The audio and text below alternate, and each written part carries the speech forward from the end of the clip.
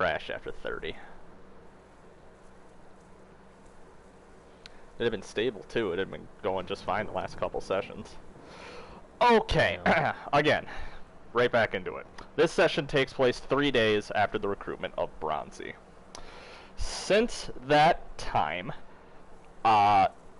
In Winter's Grasp has been stuck in a queue to enter the hub. 6 hours ago, Bronzy, Zahariel, Felipe, and Lucky took off on what was called a personal favor for Zahariel. So it is 6 hours since they have left. So that means, of course, on board is you two, Talus, Victor, Caiaphas. Atra also left because Atra had to pilot them, and Fisk. Those are you're the only ones left on board. After they departed, 6 hours after they departed, In Winter's Grasp was finally approved for landing inside of the hub. In Winter's Grasp has since landed, and while it is going through the necessary docking procedures, Raph, you hear a knock on your door, on your dorm room door.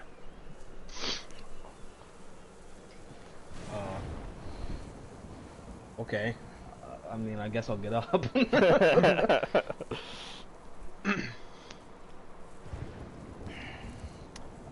You open the door? Mm-hmm. Okay. Standing on the other side of the door is Caiaphas. He's got, he's holding a little, like goblet of wine in his hand, and he says, "Hey, Raph, got a minute?" Yeah.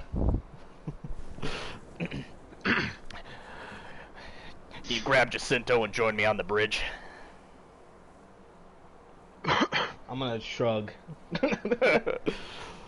Jacinto, inexplicably, your room is now covered in tinfoil. Right. Okay. Like walls and floor and ceiling? Yeah. Bed? Raph? Is the bed covered in tinfoil? Yeah. Alright. I'm in the process of de-tinfoiling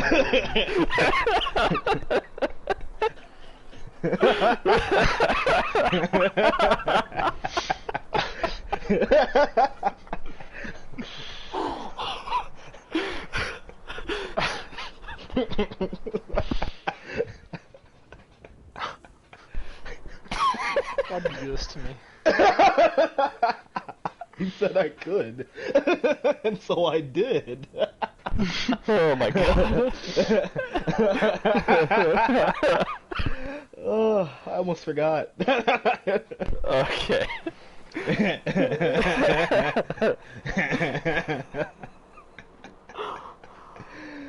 Oh boy. Okay. I'm gonna go knock on his door.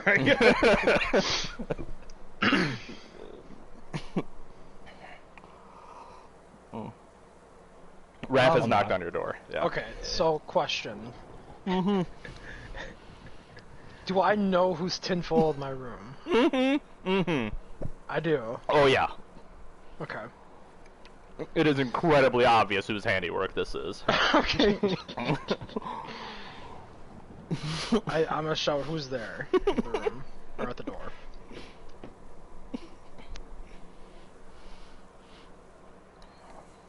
Raph? It's Raph.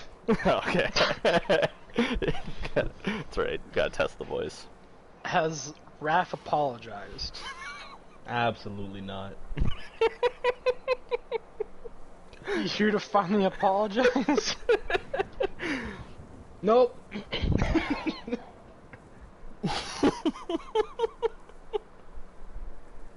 Thought so, so come in. I'll open the door. He's cleared out about half of the tinfoil.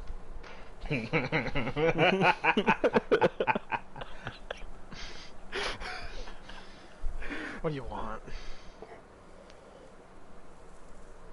We got a mission. Is it to clear my room of the tinfoil?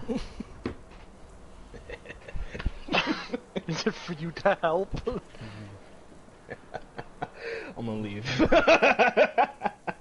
I follow, I guess.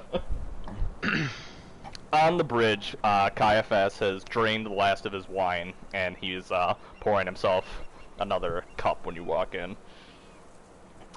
He sits down at the hollow table, and he leans back a little bit, and he says,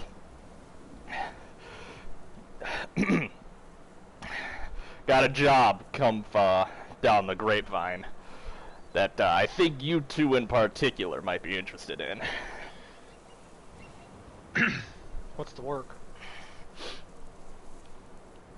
He leans forward a little bit and he says, "Well, it just so happens about 3 days ago, when we translated back into system,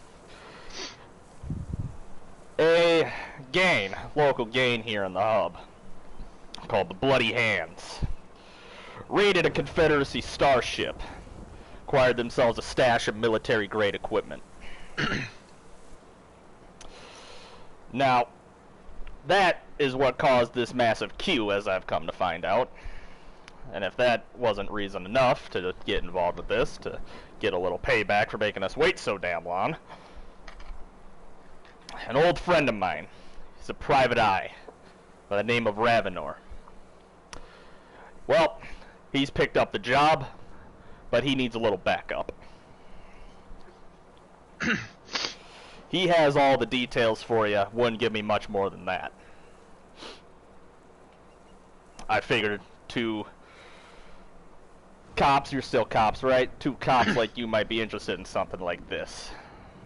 Where's he located? Oh, that's the fun part. See, Ravenor does not like to be found, he likes to find you. He gave me a location. Gray Light District. It's not too far from here. Just past the Dock Workers District. You can hop on the tram. Once you exit the ship here, it'll take you right to there. I told them your description. He said it wouldn't be too hard to find you two, and he would approach you when he feels the time's right. So maybe just go take a little stroll around there for a bit. You said it was the Gray Light District? Gray Light District. What kind of stuff happens in the Gray Light District? It's the seedy part of town. It's where a lot of voidsmen like to go to blow off their paychecks and prize money that they get from plying the stars. Badass. Sounds good. I'd like to say that I got some more info or that I could provide you with a little bit more support on this, you two, but honestly I don't. I know that Miss Fisk has already stated that she is not leaving her dorm anytime soon for whatever hell reason, and I can't seem to wake Talus or Victor up. So, you two are on your own for this. Doesn't sound like too big of a problem. I'm gonna head back to my room and get my weapons, and I'll be ready to go. Crunching. Yeah, I was about to ask: is my weapon locker has that been tinfoiled yet? Yeah. Yeah, you detin. That was the first thing you detinfoiled.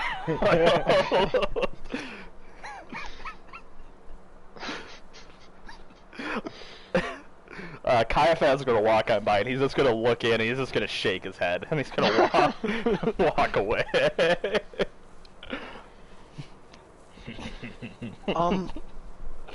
So when I detinfoil it, I'm not throwing it away. I'm gonna keep it. Okay. I'm gonna. Okay.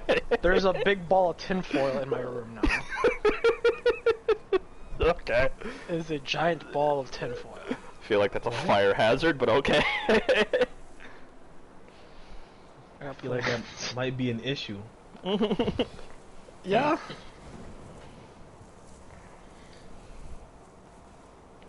Alright, I'm back on the deck. I'm ready. Got my weapons and my gear. I've just been sitting there. Okay. right before you leave, Caiaphas he's going to be waiting for you in the cargo hold, and he's going to say, "Oh, and one more thing. Try to do a good job on this one. Ravenor's..." Hold on, let me take a step back. We've got a big mission coming. I can't give you any details. I'm having a meeting with the contract giver today. But it could set us up pretty well for a while if I manage to nail this contract. From what little bit I do know, however, well, Ravenor has promised us a little insurance that could give us the edge on the job, because we're probably going to need it, not going to lie.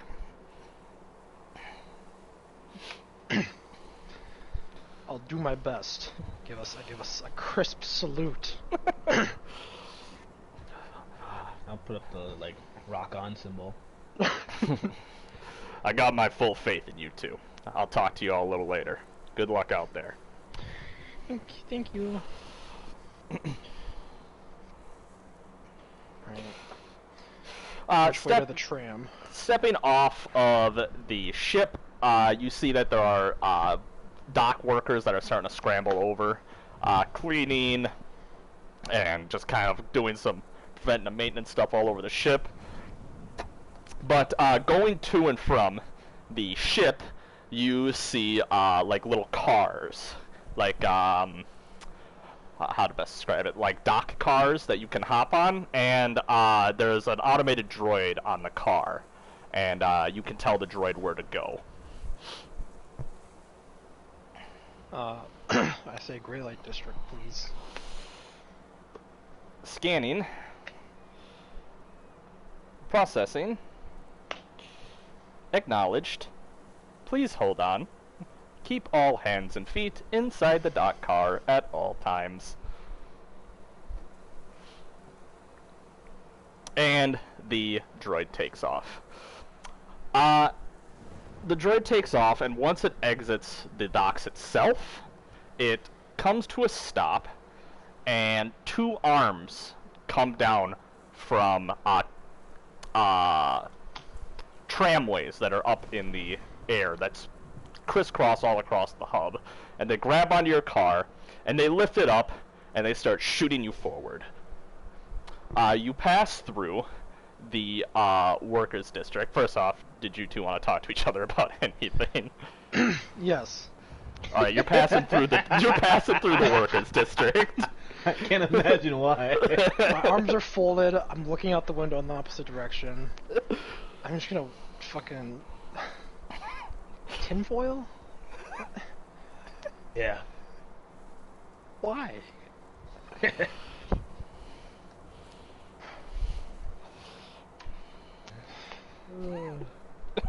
That's all I gotta say. SMH my head. I don't think the snakes can smile. Sure they can. I guess. Just Probably be unhinge really your jaw. terrifying. Dude, that's terrifying. Unhinge your jaw whenever you laugh. Like goddamn Ben Shapiro. Yeah. What the fuck am I watching? That baby is... Zach's watching Inferno Cop. Yeah. Right. Maybe. Oh, Alright. I got nothing to say, man. It's a quiet ride then. A few minutes pass, and suddenly the droid's voice beeps over the little intercom. Approaching Gray Light District. And the car comes to a gradual stop, and then it descends down, and the latches come off from the top of the car, and the roof of the car goes down, so you can now exit the car. Okay. The Gray Light District, as you have come to discover, is exactly as Caiaphas described it. You see bars, smoke shops, and seedy-looking taverns everywhere, with big, flashing neon holographic signs everywhere. The Gray Light District, as you can probably guess right away, gets its name from the fact that any shop that is open has a solid gray light coming out of the door. All around, you see sailors. You see sailors. You see beggars. You see some seedy-looking types, and most prominently, you see a lot of prostitutes walking around the Gray Light District, grabbing sailors and pulling them into dark, seedy side alleys in between the buildings. I'm gonna walk down the street and look for any convenience stores. I want to use a trick. Okay. I'm gonna pull a trick. All right. It's called Never Lost. Okay. Right, let me see. We're- Learn your we're waiting for location in someone to find relation us, to though. known landmarks, including planetary poles. All right. So you're looking for. All right. So say that one more time. Sorry. I learned my location in relation to known landmarks, including planetary poles. Looking around, you see two buildings with the gaudiest, most flashy lights in particular. Okay. This will be how you'll be able to tell your way around. These two buildings are, and give me one sec, the Dark Horse Cigarette Shop and the Red Rail Bail Bonds building. They are they're across the street from each other. Street, whatever counts for a street in a large space station, Okay. basically strip here. We got bail bonds and we got the cigarette shop. Okay. Have I found a convenience store yet? You are looking around and you are struggling to find something that isn't a bar, cigarette shop, or tavern. Damn it. Raph, as Can't you get are some glasses. walking along, Raph, a scantily dressed woman walks right up to you. She's tall with short black hair, and she's got a piercing through her nose, and she's got purple lipstick on. Come on, man. Give us her muscle definition too. Why don't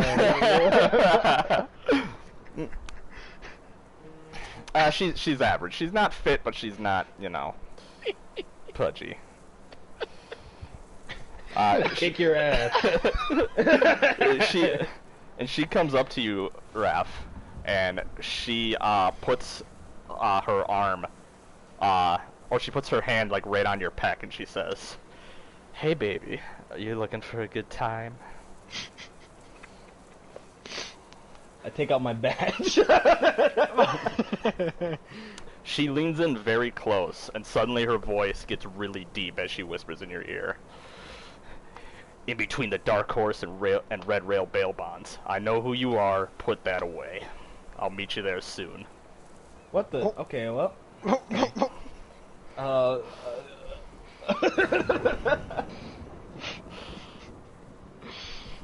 I don't know what to say, man. And she leans back and she gives you a wink, and she turns around and she starts slowly making her way up to the Dark Horse and Red Rail Bail Bond shops. That's Hey, our Raph, guy. Find any, have you seen a convenience store around here? I'm looking for some stuff. Just some around the ship stuff. Are you asking her? No, I'm asking Raph if he's seen anything. Oh. Convenience store? Yeah. No, you don't see Why? any. Why? Well, got stuff I need to get. Oh, we're out here. I might as well pick up some stuff.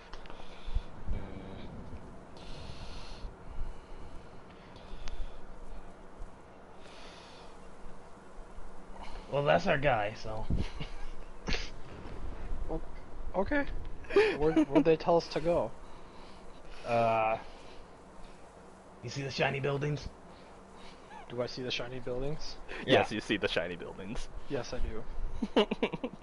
I point in the middle of them. Alright. Let's head on over. Yeah, what? The Dark Oh, Horse God. Cigarette Shop and Red Rail Bail Bonds are about 2 blocks up the street. You walk the 2 blocks and you see that she is standing in an alley, or she's standing at the entrance of an alleyway, leaned up against the wall of the Dark Horse Cigarette Shop. And when she sees you approaching, she gives you a very sultry, like, come here, and she backs into the darkness of the alleyway. Ralph, where you going? That's it. What? That's our guy. How do you... What?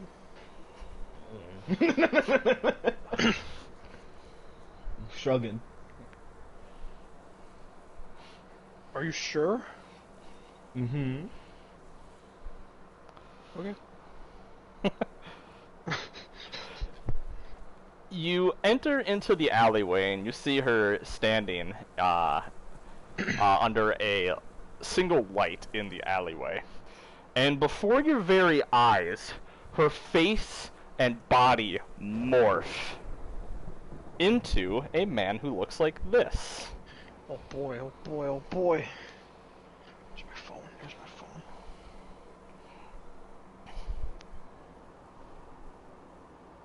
That's Keanu Reeves.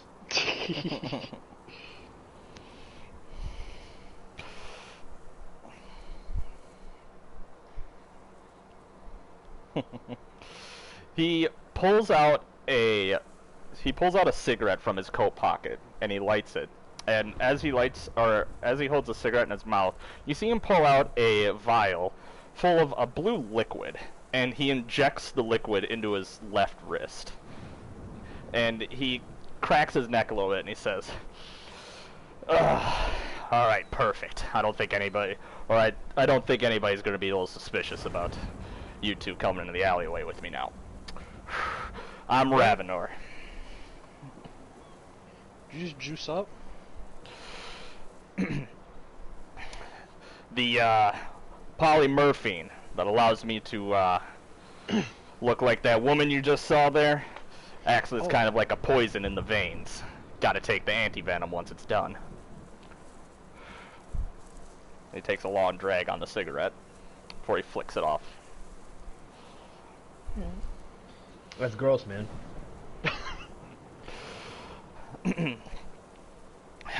Judging by the description Caiaphas gave me, I take it you're Raph and Jacinto.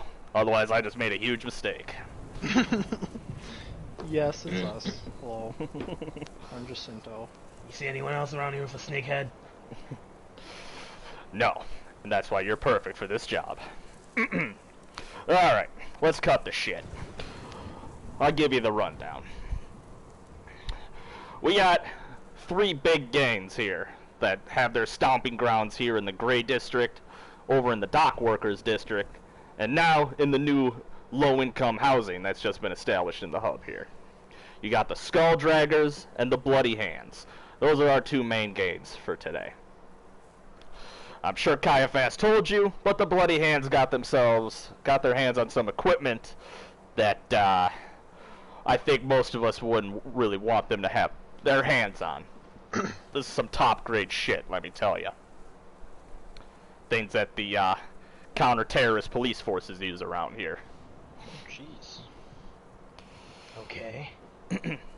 Now, the Bloody Hands are offering this stash to the Skull Draggers in exchange for territory rights in the new low-income housing district that's not too far away from here. Now, normally, this would be a job for the Hub's task force, you know, their police to take care of it. Unfortunately for them, the Skull Draggers and Bloody Hands, through all different kinds of means, have a lot of pull in the communities around here. Any Hub task force that gets sent in would be spotted, reported, and the arms deal would be postponed, and they would slip away with the gear. That's where we come in. Yeah. Now, I ran into a problem. Normally I take care of this something like this by myself. But my polymorphine injects, due to how much I've been having to use them, they don't last as long. I can barely hold that form you just saw for 30 minutes. I also don't know where the deal is going down.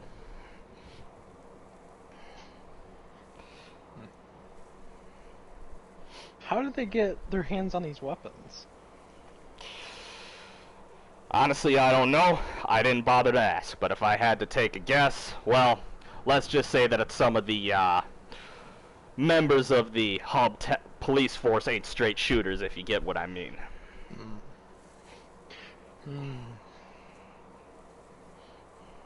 Okay. Now, I said there's 3 gangs in town. Yeah. Other problem is, Bloody Hands and Skull Draggers, well, they don't take spliced individuals into their ranks. Trying to glean any information off of them, or you two trying to glean any information off of them, would go nowhere, and would probably tip them off, and I can't hold my new forms long enough to sit and converse with them. However, deals similar to this one, drugs, money, and otherwise, have gone down in the past between the Skull Draggers and the Bloody Hands. And in the past, and he holds up his hands and does air quotes, they've fallen through, if you know what I mean. That's where this 3rd gang comes in. You see, they're the spliced. Oh, shit. The Skull Draggers and the Bloody Hands, I found out, have asked the Spliced to mediate the arms deal in exchange for territory rights of their own. This is where you two come in. So you want us to pose as the spliced gang members and mediate this deal. Mediate this deal, air quotes. That is the end goal, or at least find out where it's going down so we can stake out and bust them when they do have the meeting. Right. But first, we gotta learn where it's happening. Right. That's where my final little piece of info came in. I know that the Spliced like to hang out in one particular bar right here in the Gray District. And that's the Mixed Drink, just a couple more blocks up the road. That's... Fuck you.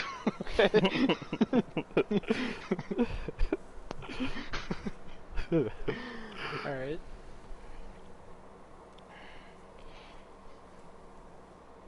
So, we go into the Mixed Drink. We, do some sleuthing. Figure out where this deal's taking place. Exactly.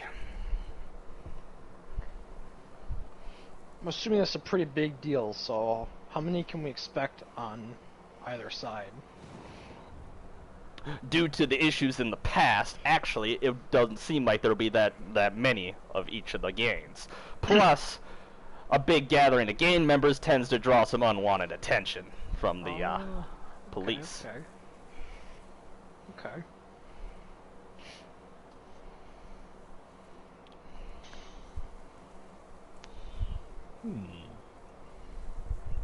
So we go into this bar, we crack some skulls, and figure out where to go next. Oh, no. We can't be cracking skulls in the bar. Damn it. You crack any of the spliced skulls, like I said, they got a lot of pull in the community here. They will instantly know that something is wrong, and that deal will be called off. We need to take this low, slow, and quiet to start. Once we figure out where it's going on, we can go from there. We can go in guns blazing, we can try to infiltrate our way in. It's up to you all. Okay.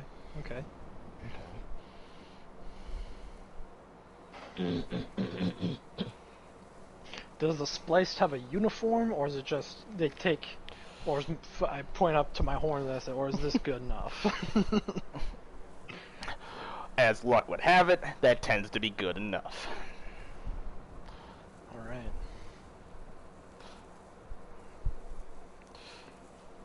Although, and he holds up his hand, I don't know all the ins and outs of the spliced.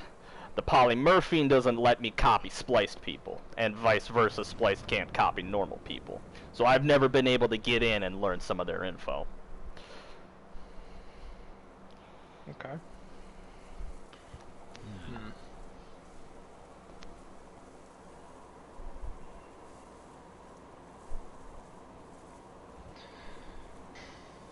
Where's this bar? Just a couple blocks up the road. I can get you all in.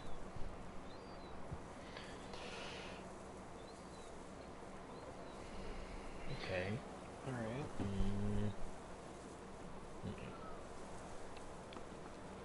What else?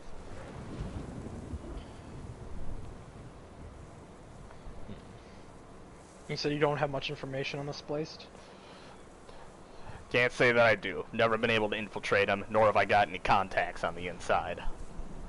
Okay.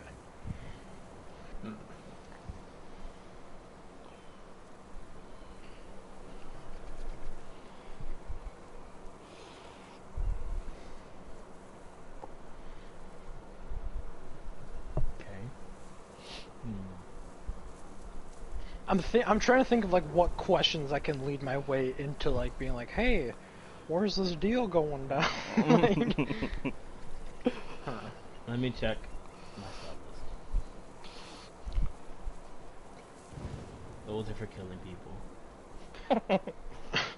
people. where can we find you when we're done at the bar? Oh, I'll be in there with you. Oh, I'm okay. gonna take some of the juice to blend in. Give you guys a hand if you ultimately need it. Okay. Once you have the info, you come talk to me, and we'll figure out where we go from there. All right. Okay. Let's Well, see, what no what is time that? better than the present. My skill proficiencies. Oh yeah, to describe Ravenor, he does look pretty much like that picture. He's got the long black hair. He's got the black goatee. He's got a couple gray hairs in his goatee. Wears a long trench coat. All right, all right.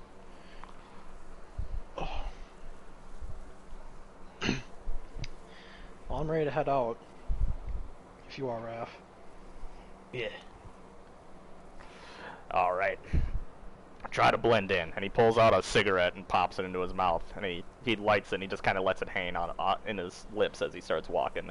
He puts his hands in his pockets as he walks out, back out onto the street.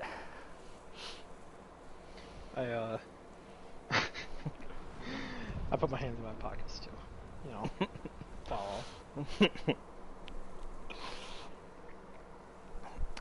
You follow Ravenor up the street. You walk for a couple blocks, passing by just crowds of people as you go. This place is popping.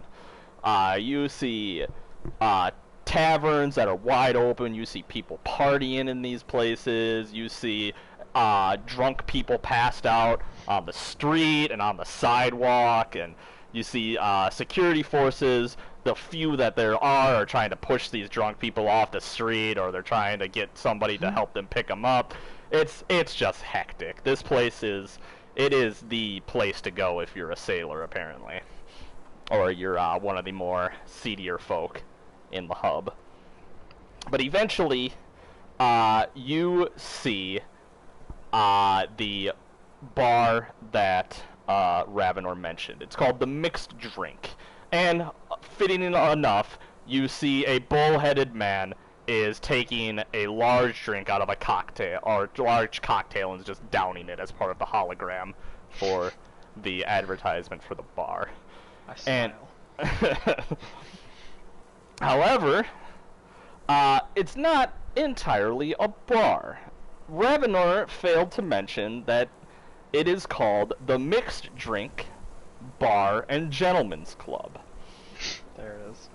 And as you're approaching, Ravenor, he kind of ducks over into a secluded spot, and you see him inject himself with a purple vial, and he reassumes his prostitute form as he comes back out. And he comes walking over to you two, and he says, "Stick close to me," in his womanly voice. And you follow. As you follow him, he leads you up to a large bouncer, a man with an ox head, who's standing outside of the door. And Ravenor walks up, and she says, "How are you doing, Marty?" as she puts his hand on the bouncer's chest. And he snorts and he says, "Good, Marissa. How are you?" He says, "I'm doing lovely, darling. I've got a couple of clients here. If you would just be a doll and let them in." And he looks over at you two, and he snorts when he sees you, Jacinto. And he says, "Nice horns." I snort back and say, "Does he have horns too?" Yes, he does. Not too bad yourself. He cracks a smile and he says, "You two can go in."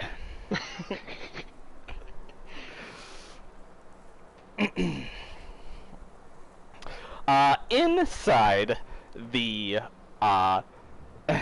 Gentlemen's Club, you see a wide range of people, though strangely, most of them are not actually spliced. In fact, the majority are not. Save for a couple of the strippers on the poles, Huge. they're actually normal looking, if in various states of cyberization, people. However, you do see 4 figures that immediately stand out to you after you enter. 2 are seated at the bar. They look like twins, even from here. They both have curving goat horns and tufts of goatee, and you can see that they are already more than a few shots in, and they have just ordered another round of shots for the entire bar. You see a man who looks like a bull duck into the bathroom immediately after you enter. And finally, you see another man who, at first glance, though he does not look spliced, the tufts of fur on his cheeks and around his ears give away the fact that he is. And he's seated at one of the tables near one of the stripper poles, and he has 2 strippers on each of his arms. And Ravenor turns around after you enter, and he leans in close, and his voice changes again. He says, "I'm going to be hanging out near the back. I'll let you two do your work." And he walks over to a corner table, and he starts not so subtly flirting with a man over in the corner.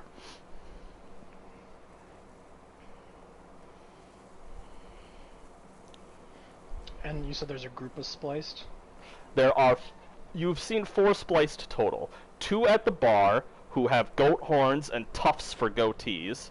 1 who looked like a bull ducked into the bathroom right after you entered. And the final one, he doesn't really look spliced, save for he has some fur on his cheeks and around his ears. And he's seated with 2 strippers, 1 on each arm, near the stripper poles. How do you want to do this, Raph? Do you want to split up, or?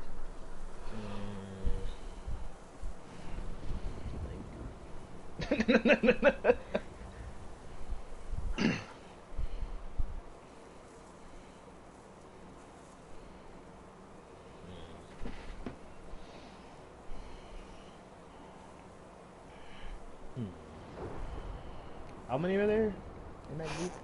You've seen 4 total. 2 at the bar, 1 ducked into the bathroom, 1 is seated near the stripper poles with 2 strippers. Okay.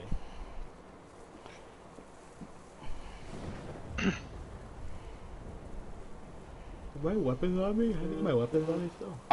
Yes, although, instinct is telling you should probably keep them concealed in here. Yeah. Okay.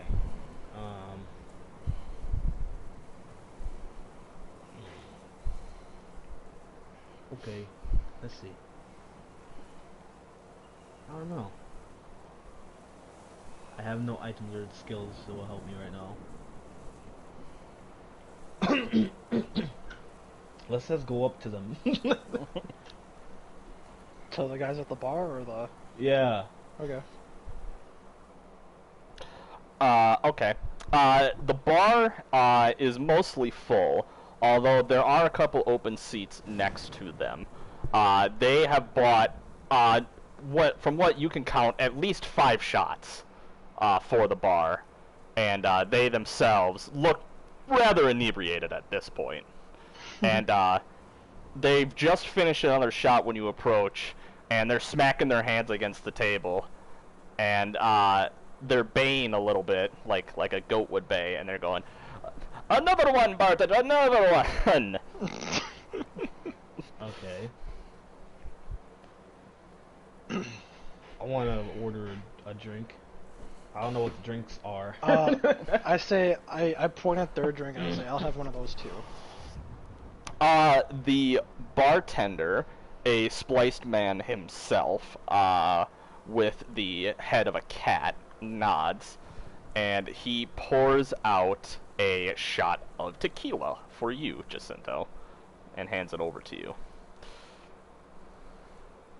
I want to order the same thing. He nods and hands you a shot of tequila as well. And one of the men smacks his hand down, and he leans in real close to you, Jacinto, and you can smell the alcohol on his breath, and he says, "Are ye gonna buy one for me?" I look at the the group of shot glasses I assume are on the bar in front of them, Yeah. and I'm gonna look down at the back at the goat man, back at the shot glass, back at the goat man, just say sure. I buy one. That'll be 5 credits total, says the bartender. 5 credits. I hand him. Let me see how many credits do I have left. I got plenty. I hand him my card. He swipes your card behind the bar, and he hands it back to you. How many do you have left, by the way? 320. Okay, yeah, Got you're that good. big job. Yep. He swipes it behind the bar, and he hands it back to you. And he goes back to helping another couple at the bar.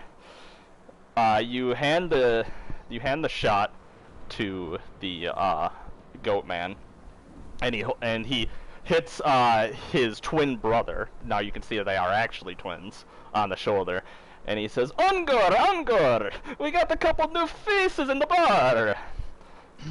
And Ungor, who's got his face down on the bar, kind of looks up and he's drooling. He says, "Hello," and he goes and he fucking plops back down on the bar.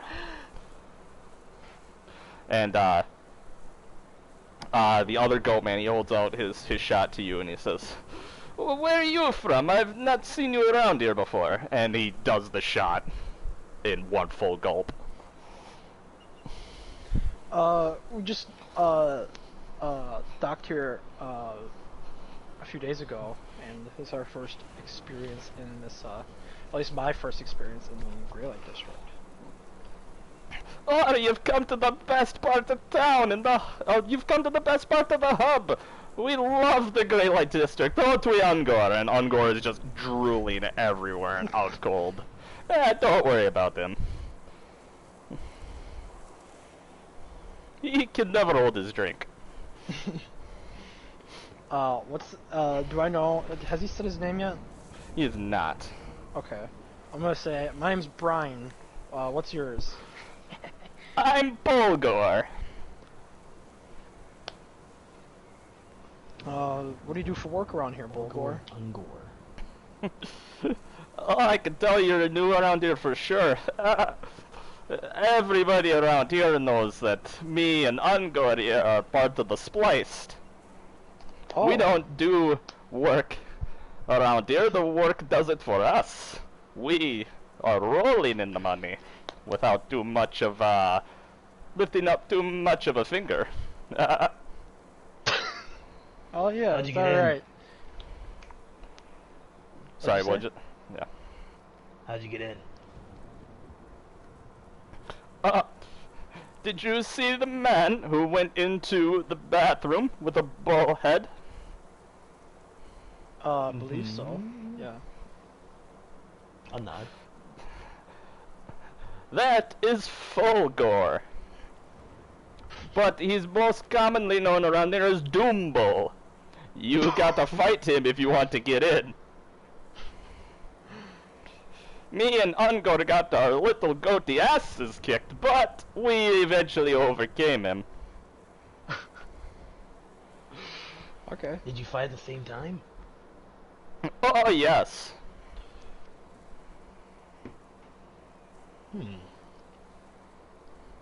What kind of work do you do for the splicers? The spliced, my boy. The splice. Excuse me. Depends.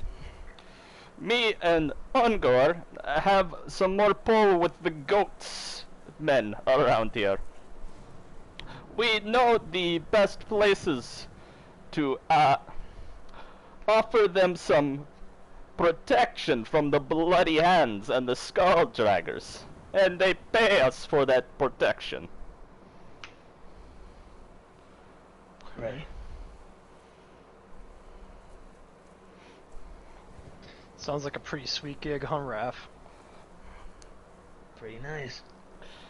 Do you want in? We take What's the pay all. like?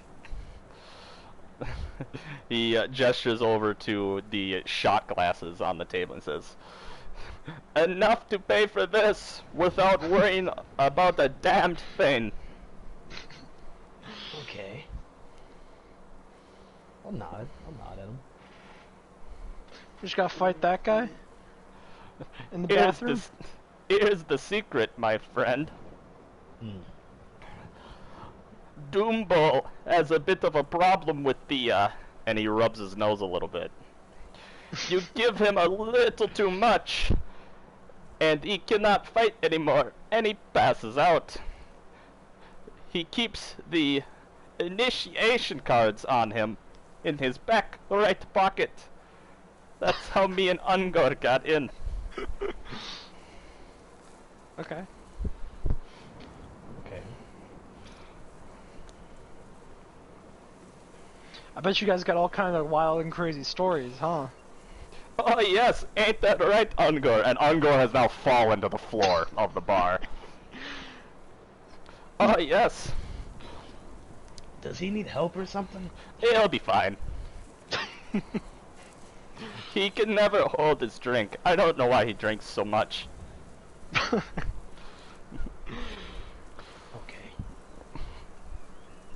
Oh yes, just last week.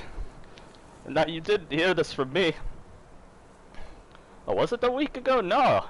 Oh, I've been in here too long. Anyway, just a few days ago,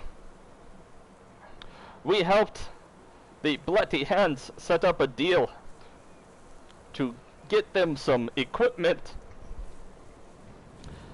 The Bloody Hands offered it to the Skull Draggers, with us as the, and he holds up his hands, mediators. And he leans in real close. And you can really smell the alcohol coming off of his breath now. And he says, "What they don't know is that we're going to screw them over." I start dying laughing. And I motion over for the bartender for another 2 more drinks. 5 credits. Another 5 credits. Swipes your card, and he hands you 2 more shots of tequila. I hand one to the goat man. And I say, to those dumb bastards and the skull draggers and the bloody hands. They're They're offering us territory. They don't realize we're going to take it all. And he downs the shot completely, and he himself is starting to sprawl all over the bar. And he's like holding on to the bar itself to keep him from falling on top of Ungor.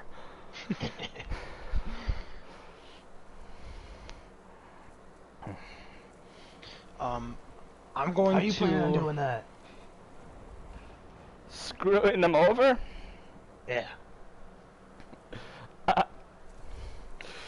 We told them we were just sending Doombull and Fang over there. We're also going to be there, hidden away, with our rippers aimed right at them. I point with my finger. Let's say you two. Well, that was originally the plan. I don't know if Ungor is going to be able to make it now. I start dying laughing again. And he's laughing too. He says, "Did you hear that, Ungor?"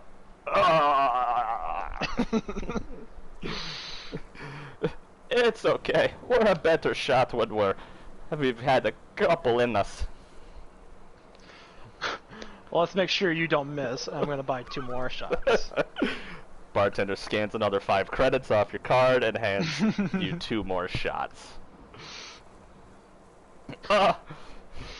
You are a good man. I hope you know that. I think you'll make a fine member of the and he's downing the shot, and he falls on top of Ungor and passes out. Alright. Right, well that's done. Yeah, let's look at the pockets. Run them pockets. You Do find you find any initiation yep, cards? you each of you find an initiation card. Do they have their names on it? Or is Yes. it just... Fuck. Okay. Not ideal.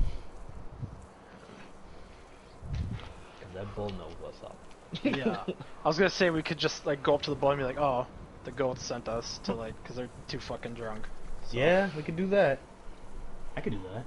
But, like, I was hoping they'd just be, like, blank cards, so I'd be like, oh, they just fucking were Stole were them. other members of the gang, you know? Yeah.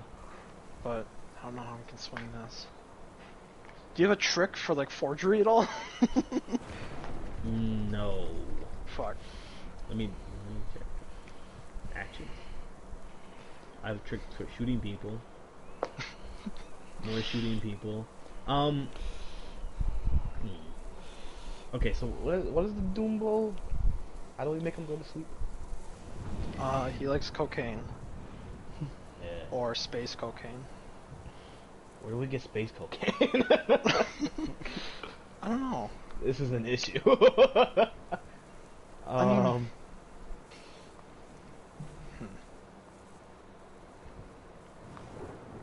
How long does this last? No, it doesn't. I shouldn't use that right now. Never mind. How long? Yeah, I shouldn't use that. I shouldn't use that either. I mean, we could I just... shouldn't use that. Ooh, I got it. Let's ask. What's his name? Razalor. Ravenor. Ravenor. Ravenor. Let's ask him. If he knows a forger? No, if he knows where cocaine is. Oh, I mean, I had an idea that didn't involve cocaine. Oh, I was just gonna get him high on cocaine. I mean, I was thinking, like... it can't be that expensive. Yeah, but I don't know. I was thinking, like, we could try to pass ourselves as close friends of the I got an idea. what? Well, if we buy some cocaine, right? Yeah. We tell Doombull that the 2 goats bought the cocaine for him, but they passed out before they give it to him. Well, I mean, we'd still have to buy cocaine. Yeah, but then he would have the cocaine. He would take it without question. Yeah. I mean, I was thinking we could And just we could try take to the card pass off. ourselves as their friends, and, like, they handed us their cards to, like, go do this deal and fill this in on everything. And then... That could work. try to pass ourselves as, like, Which I was gonna do is like check their buys and have like their wallets on them to see like where they're from or whatever, so we could like pass off like, oh, we're old friends from wherever. Did they got that information on them? Can we look? Yeah. On Ungor, you find that he does have his wallet, and his ID marks him out as a dock worker, and that he stays in sub-level 2 of the dock workers district. Let's say we work on the docks. On the docks. Yeah. How old do do they look? Can you tell at all? Middle 20s. Okay. I got an idea. Okay. Some younger. Pass younger. ourselves as old friends in the from the dock worker district, right? Mm-hmm. And actually, would I know? Does the dock worker district just like does it have housing? Would I know Well, that? Or is it for- the ID says dock workers housing. Oh, okay. So it's like you would assume a district for dock workers. Yeah. Right. Yeah. Okay. So here's what we do, right? Mm-hmm. We pretend to be their close friends, and we ran into them here, and they offered to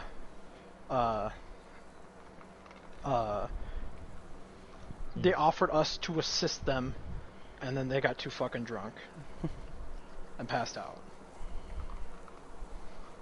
And then, and then if he asks, like, how do I know it's true, we'll be like, we know you're gonna fucking bamboozle the bloody hands and the skull draggers. Point.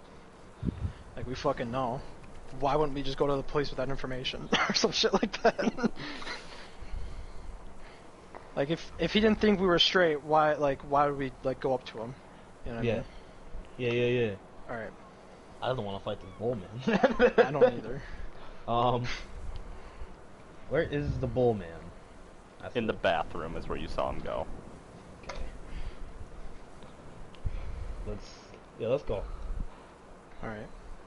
Okay, so just so I'm clear, will you explain to me exactly what you want to do? Okay, so here's what we're gonna do. We're gonna... Yeah. Maybe we shouldn't approach him in the bathroom.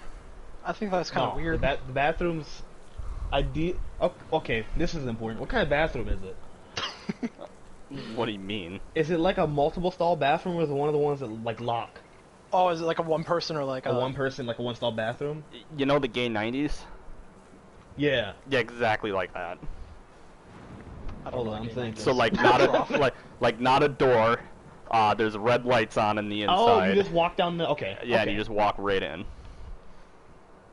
See, my only issue with going to the bathroom is that Yeah. I don't want there to be anyone else in there. Because that would be an issue. Yeah. Uh, Keep it out in public. Well, how about Yeah, this? I mean, we wave him over the bar when he comes out. We say, I hey, guess so. what was his name? Doombull? Yeah, Doom Bull. I'll say, hey, Doombull. I wave him over. Okay. Yeah. Alright. So you're just gonna wait at the bar? Yeah. Okay. A couple minutes pass, and suddenly you see Doombull come walking on out of the bathroom, and he comes walking out of the bathroom, and just from his body language, you can tell he looks really psyched up. He is like, his fists are clenched. He's huge. He does not wear a shirt, and you can see that his pecs and his abs are just built. He is literally like a bull from the waist up, and then he's got his big bull head and very like longhorn style horns. Oh, okay. Okay. Okay. Move him over. I'm gonna say, Doombull, is that you? Are you Doombull? He looks over at you, and immediately you see a small amount of purple crystals around his nose. Ah, okay. Okay. And his eyes are blood red right now. Okay. Okay. And he's starting to, like, very slowly walk on over to you, but he is just flexing the entire time as he's making his way over to you. I'm gonna smile and raise a drink to him. Like, hey, how's it going? You want one?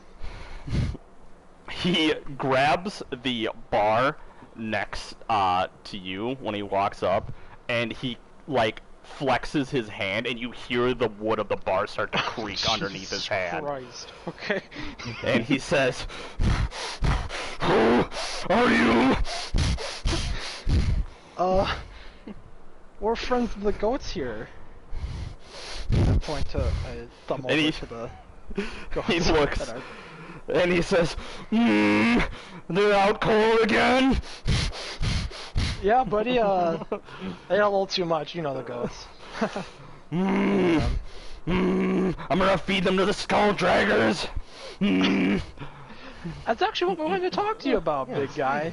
And his head snaps over to you, and you see a couple of the crystals like come flying off of his nose.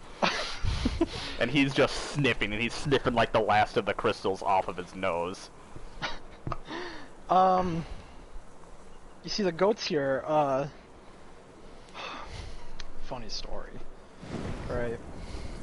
They wanted to make sure this job got off perfectly and scot-free, so they offered me and my friend here. We're old friends of the goats, you know. We grew up in the dock district together, and so they know. They trust us. We trust them and stuff like that. And they offered us some extra cash for trying some muscle on this excursion deal. This little thing you got going on later. And well, as you can see, they're kind of passed out, so like we kind of don't really know what to do next. As you explain, he is getting more and more visibly angry. They told you? Yeah, I mean, we're to help. Like, I mean, not to brag, but I point at my horns a little bit. He starts to grip, and you can hear the wood start to crack. And then you hear another voice, and it comes up from behind and says, "Doomble, calm down." Ooh. And the least spliced man steps in between you and Doomble. And he looks at you, and he cracks you a big ol' smile, and you see that his canines are very elongated. I think I know who this guy might be.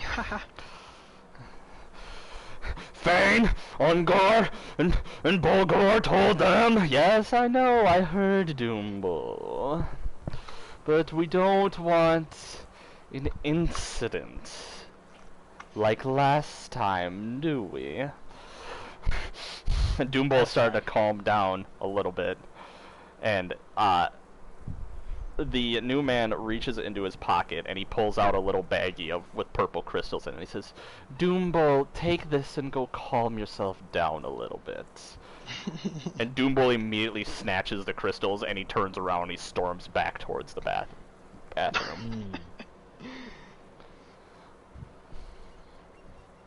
And the man turns and he sits down next to you, Jacinto, and he cracks you that big ol' wolfish grin of his, and he says, "I'm very sorry about that. He's such a wild dog. Gotta keep him on a tight leash." I'm gonna chuckle nervously and say, "Hey, thank you. We've only just been filled in by these goofballs over here, you know." "Oh yes, I saw them. Neither of them can hold their drinks very well." You're telling me. Ooh.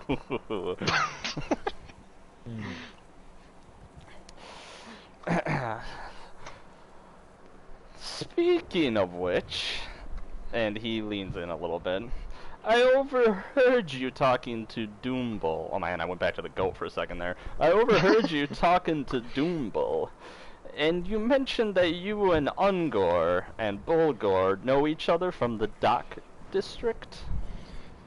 Yeah, we're pretty good friends. Been friends for a while. you know.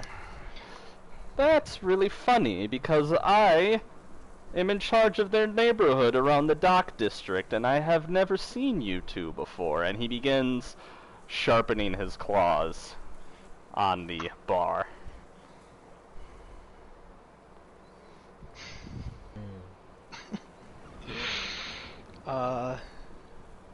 Okay.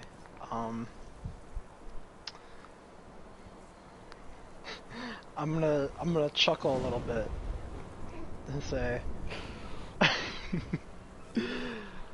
"Oh, we grew up there together. I don't know how long have you been in charge?"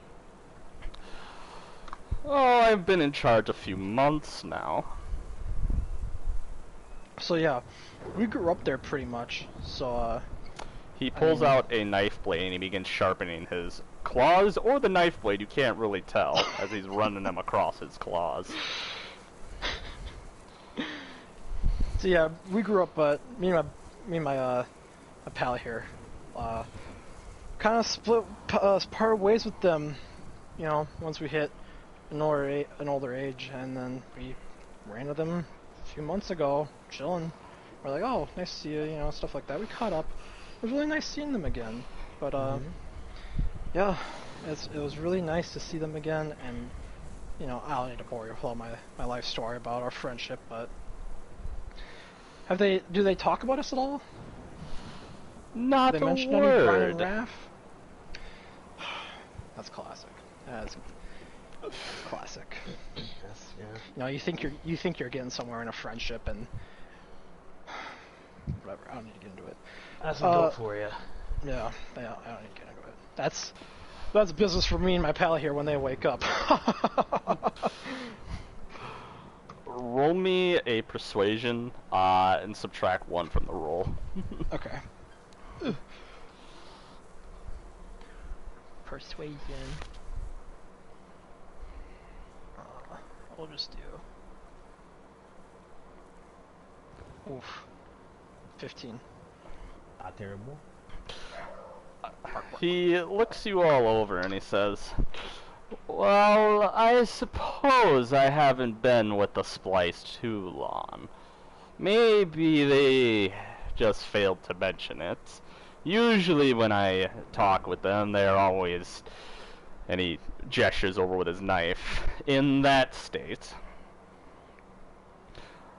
Yeah, they weren't always like that. It's funny you mentioned that. And then we ran into them, how long ago. It's just like, you know, one drink leads to another, and then another, and I wouldn't be surprised if they forgot us. yeah. Like I said, that's a problem for me and my buddy here, but He nods his head and he says, "Well, I suppose what's done is done. They did tell you about this so-called meeting." yeah, they want to know if we could help. We could handle ourselves pretty well as kids, so "Oh, not could. You will be, since we've lost our 2 shooters," and he stabs the knife down onto the bar. Okay. And he leans back a little bit and he says, "Did they tell you where it's at?" they told us to meet them here and they'd fill out the details, but again, I motioned to them on the floor. Right. He begins to scratch into the bar a little bit and he says, and he rubs at the fur on his cheeks. And he says, "Well, bloody hands and skull draggers, idiots that they are meeting on our home turf, over in the Starship Docks District. Warehouse 14. I'm gonna gather up Doombul, and I will meet you there." As he says that, you hear a loud crash come from the bathroom. And what sounds like glass shattering and falling to the ground.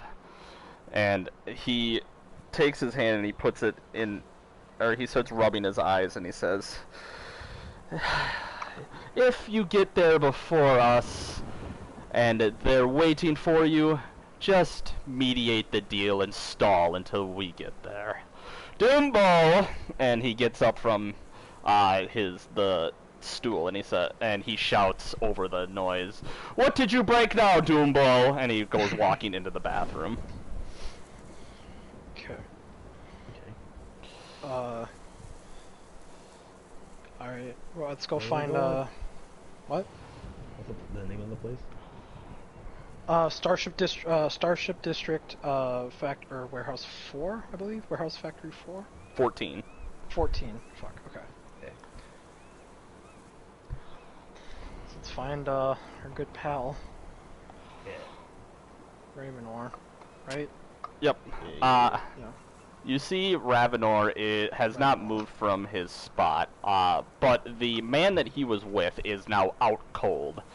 And Ravenor, in his woman form, is seated there waiting, and he sees you approach.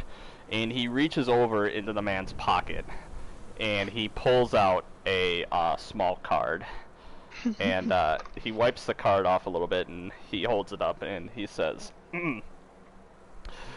"Little bit of an issue, darlings. Let's talk about this outside." And Agreed. and he tucks the card into his cleavage and starts to walk out. Okay.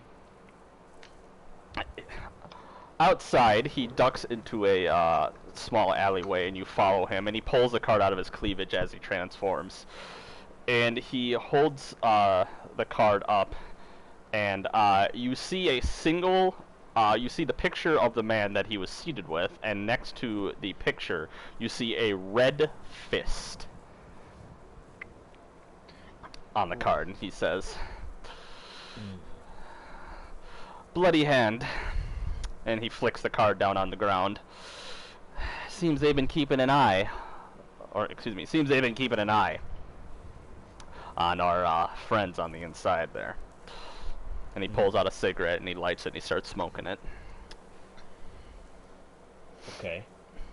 I'm gonna fill him in on what we learned, where it is, and then that the mediation. Now it's gonna turn into a acquisition for Spliced. He nods his head and he says, "Knew it was too good to be true. And if that bloody hand our guy in there is any indication, I think they know something's up too. Yeah. We might be looking at a bloodbath here if we're not careful." I mean, did you see the giant bull man in there? I think we're looking at a little bit more than a bloodbath. Oh, I know He's about gonna be Doombull. there. I know about Doombull. I've seen the results of his work. He's well known in both the Skull Draggers and Bloody Hand circles. The moment I saw him in the bar, I started to get an inkling that everything wasn't what it seemed to be. And he takes a long drag on the cigarette. I assume they usually don't send Doombull for mediation. No, they send Doombull to tear apart people limb from limb. Right. Mm.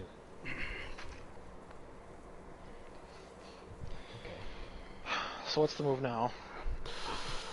Well, Get your friends together and we do it ourselves, or? I'm independent. I don't keep a lot of friends in this business. And he takes a long drag. And like I said, can't call the main task force on down, even if we know where it's at.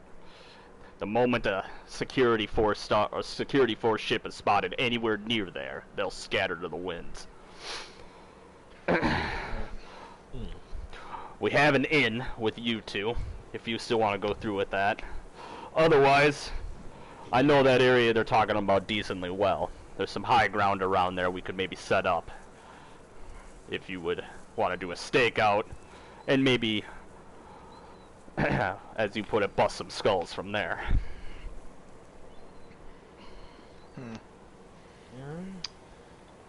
I think things would look mighty suspicious if Yeah. me and Raph weren't down on the ground. Even more suspicious than they already are of us. Exactly. Usually, as per the whatever gang rules they go by, neither side shows up with their weapons in tow. I don't think that's going to happen here. So I'd highly advise you keep your pieces close at hand. Definitely. Alright. Where will you be?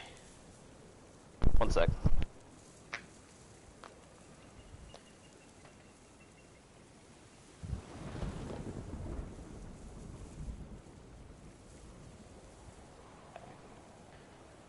Police pistol. Alright, sorry about that.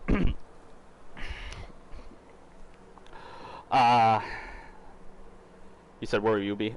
He said, he finishes his cigarette, flicks it away, and he says, I'm gonna be close by. I'll set myself up in a nice little position to give you guys some cover if things go bad. Okay.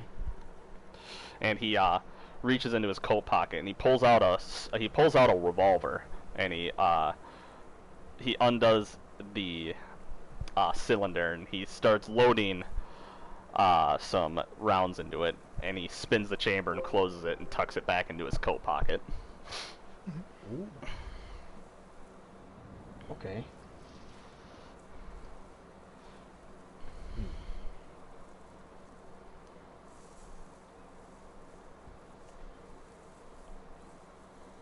Think.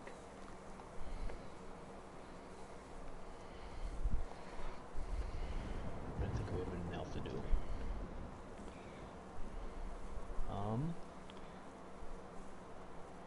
I can't think of anything.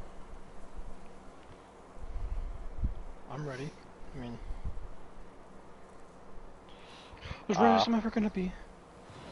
Okay.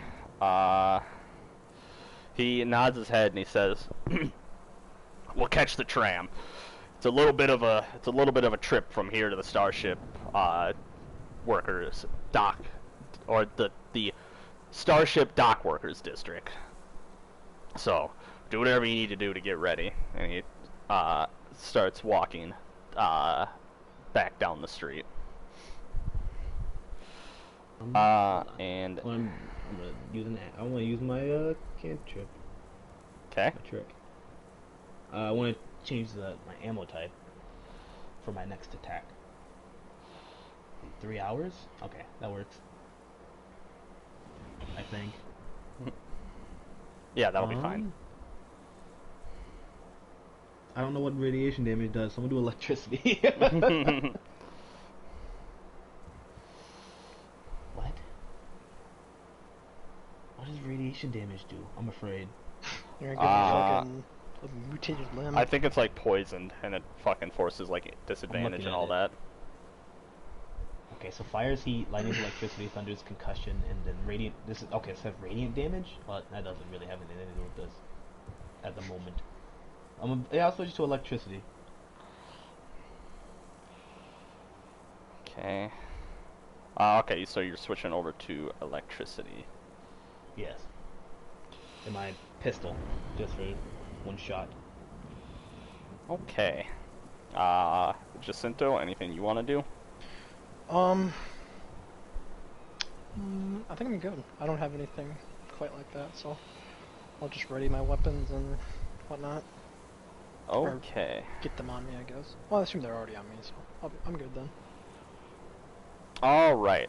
You follow Ravenor all over on, and he flags down a tram, and he tells the droid Starship Dock Workers District, and tram gets picked up and it starts going. You have about 20 minutes time before you arrive there. Is there anything you want to do, ask, anything like that?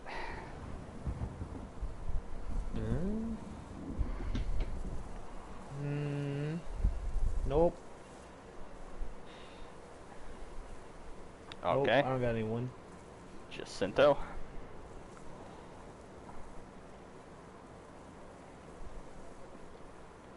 Hello. Eric? Died. Eric died. Sorry, I had to do something really quick.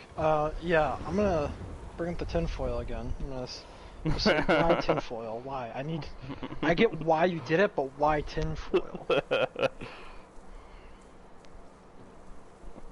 You shrug.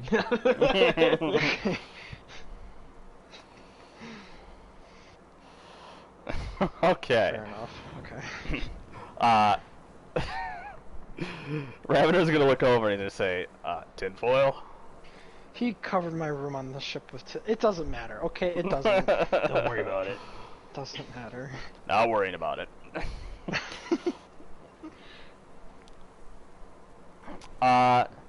Within a moment, or within a few moments, the tram finally arrives at the workers district, the dock workers district. You see that the dock workers district are basically one floor or one room flats and apartments on one side, and on the other side, in long rows, you see giant warehouse buildings. And losing my train of thought, and Ravenor starts walking down the sidewalk along the warehouse buildings. And he says, back behind him, 14, right? Yep. Alright. So you are following him, and you follow him for a little bit, and then eventually you see a giant warehouse that says 14 on the side, and he kind of ducks into some shadows nearby, and he says, "All right, see if you can find your two new friends around here. Meet up with them. I'm sure the Skull Draggers and the Bloody Hands will be here pretty damn soon. I'm gonna work my way around and see if I can't get behind whoever comes in from the other side." Sounds good. Now remember that we are trying to avoid too much bloodshed here. You start causing too much shit around here, and you're gonna get the whole splice gang down on top of you here. So do the best that you can to try to stack the odds in your favor before the lead starts flying. Okay. Sounds good. And what about the weapons when we're done? Assumedly, we're all. I'll okay? take care of that. Okay. All right. I'll see you boys soon. And he Yep. ducks away, and he kind of just blends into the shadows and ducks away.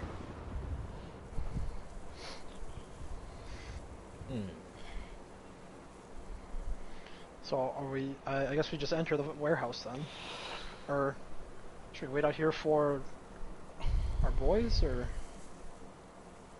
I think we're supposed to stall or something. oh yeah, that's right. Yeah. Okay. Yeah, let's go stall. Okay. You push the warehouse doors open, and you step inside. The warehouse seems to be empty, with rows and rows of abandoned shelves, and it all comes together into a central area that's pretty wide open in the middle of the warehouse. And you see a single light is shining on the central area, and that lights up this huge open area. And Raph, with your dark vision, I don't remember. Do you have dark vision, Jacinto? Look, I don't know actually. I think this character might not have dark vision. Dark vision, dark vision. Abilities.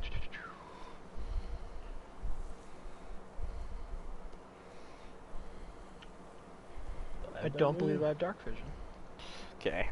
Raph, with your dark vision, you can see just at the edge of the light, you can see there are 3 figures standing on one side of the light. Okay.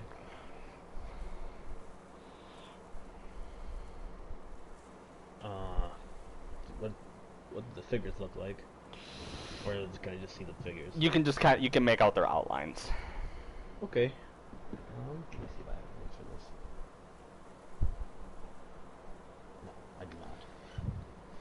Keep walking forward, I guess. Okay. All right. You begin walking forward, and then one of the figures speaks out, says, You the spliced?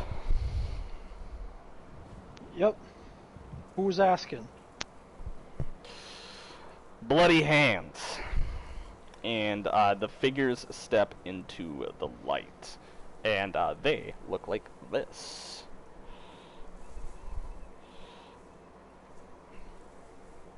Their hands are tattooed red, and you see that on their knuckles, you see serrated razor-like blades line their knuckles. Okay. And the one, he takes a cigarette, and he sticks it into a large mechanical hole in the center of his throat, and he takes a long drag. And once the smoke comes puffing out, he speaks again, but he doesn't speak with his mouth, but rather the noise comes from the hole in his throat.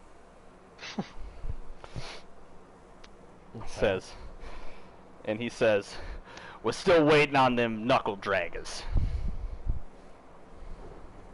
I look around and say, seems like it. Okay.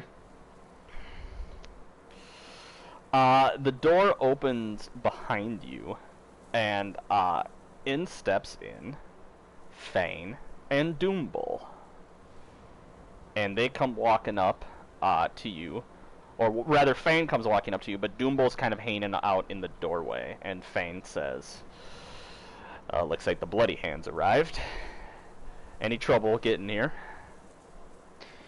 No. Yourself? No. With Doombull, there's always trouble around. And he cracks a wolfish smile. He says, "All right.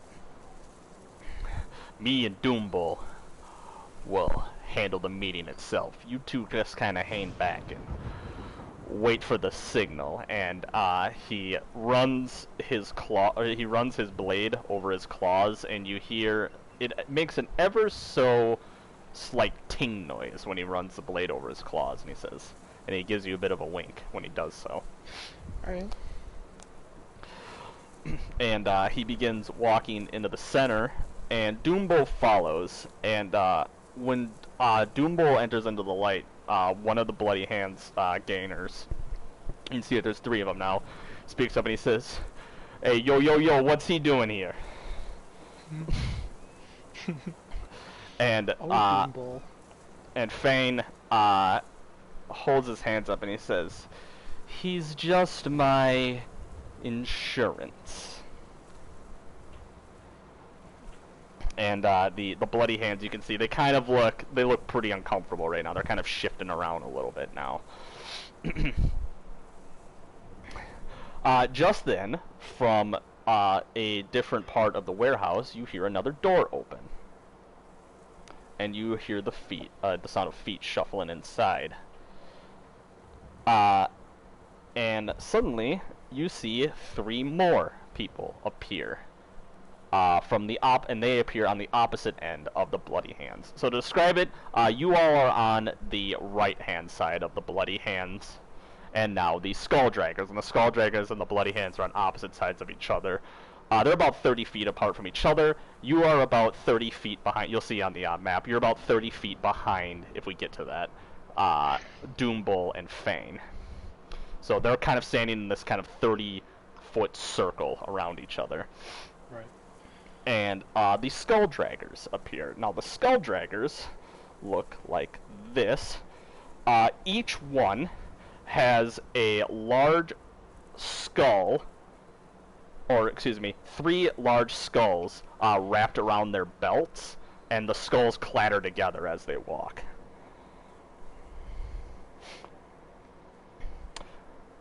You notice right away that the Skull Draggers are openly armed.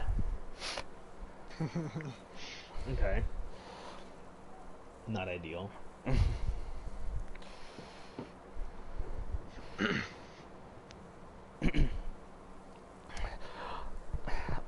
The Skull Draggers step into the light, and then you hear the Bloody Hand speak up, or one of the members of the Bloody Hand speak up again, and he says, "I thought we agreed no guns." and the one skull dragger, he kind of puts the gun up on, he puts his pistol up on his shoulder, and he says, "Now you know as well as I do that we're all strapped here today. So let's not start any shit right now over small little petty things that we already know about each other. Let's get this shit over with before the heat comes down on top of us." Did you bring the stuff? And the bloody hands, they kind of look around at each other, and the one nods to the other, and he steps back into the darkness, and he comes back, or he starts pushing some crates out, and he pushes out 5 long crates from the darkness behind the bloody hands, the other bloody hands members. And the skull draggers, they nod their heads, and they're looking around, and they say, "All right, you brought the stuff." And he looks over what you guess to be the leader of the skull draggers. He looks over at Fane, and he says, "Pass it on over to us, and then we'll conclude the deal from here." One of the Bloody Hands members, who you assume to be the leader, he holds his hand up and he says, "Oh, hold on now. We had a little discussion on the way over here with the boss. And what's been promised to us and what we got here, the prices don't match up. We want a little bit more."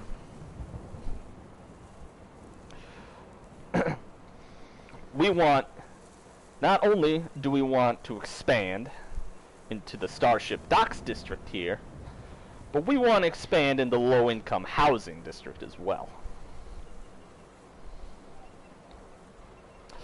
And you see immediately that this causes the skull draggers to they kind of tense up a little bit, and you see that they're kind of gripping their guns a little bit more, and you see a couple hands are starting to scooch on down towards what look like blades at their hips.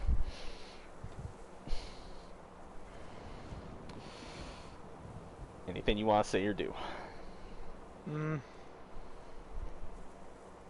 I guess I'll look over at Fang to see how he's reacting. You notice Fane has also put his hand on his blade, and you see that starting to flex, or starting to clench his fists.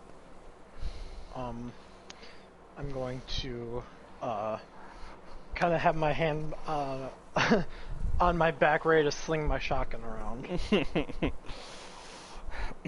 "Now, gentlemen," this is Fane speaking, "we can discuss this. We don't need to go for blades just yet. And I really don't want to send Doombull in just yet." And the mention of Doombull gets both the Bloody Hands and the Skull Draggers looking in Doombull's direction, and they see the large bull man they see him flex, or starting to flex a little bit, and it seems to ease tensions slightly. They start to lift their hands a little bit off of their blades.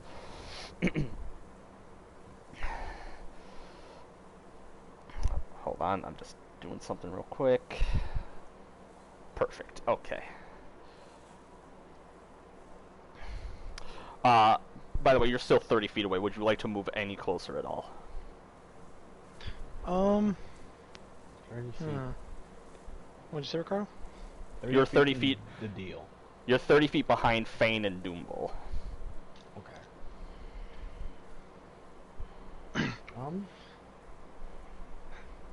Not really. No. I'm afraid of tensions are high, so I don't want to. Okay.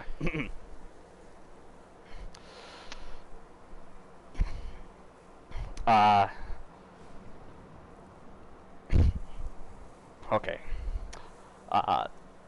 We don't need to go to Blades just yet, and I don't want to send Doombull in.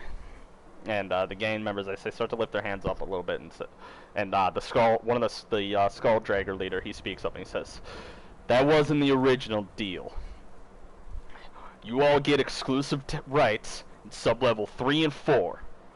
You ain't pushing into the lower income district, or into the new low income district. That's Skull Dragger territory."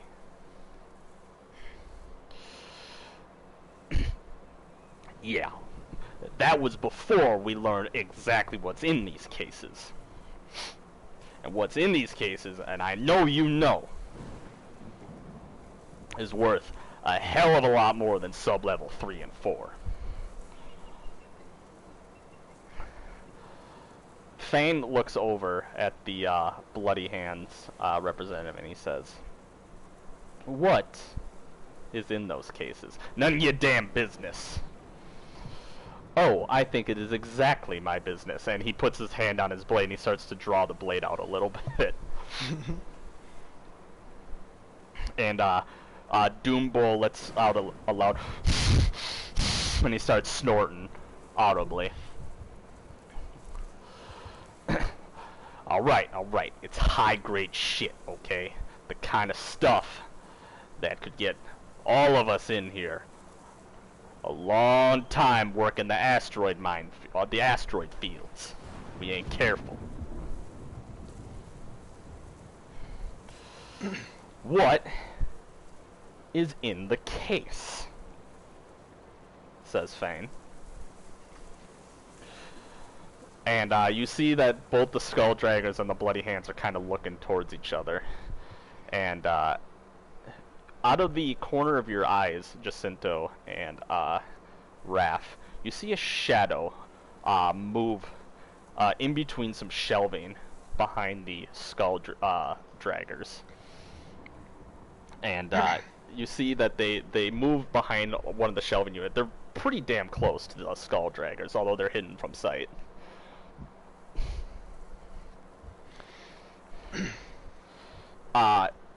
Fane pulls out his blade completely, and this causes each member of the gangs to start pointing guns and blades out at each other. And Fane holds up his hand and he says, "Now look, we start shooting in here, you know my boys are gonna come down hard here. And after my boys come down hard here, we're gonna have security up our ass too. I just want to know what's inside, because maybe we can come to a deal here. Maybe we can give the Bloody Hands a little more territory, but my boys are going to need a little more territory too." And the Skull Draggers and the Bloody Hands are looking, and the situation is incredibly tense right now. Guns are drawn, blades are drawn. From here, Jacinto and Raph, you can see that the Skull Draggers have Ripper pistols, basically shotgun pistols, as you recall, and axes. And the Bloody Hands, they have what's commonly called stub pistols, older pistols, from even before humanity set out amongst the stars, but they also have their serrated fists. And they're holding like their fists and their guns out. And I want to use my take aim trick. Okay. So that will give me advantage on my next attack. So Okay. There's concentration for a minute, in case anything happens in the next minute. Okay.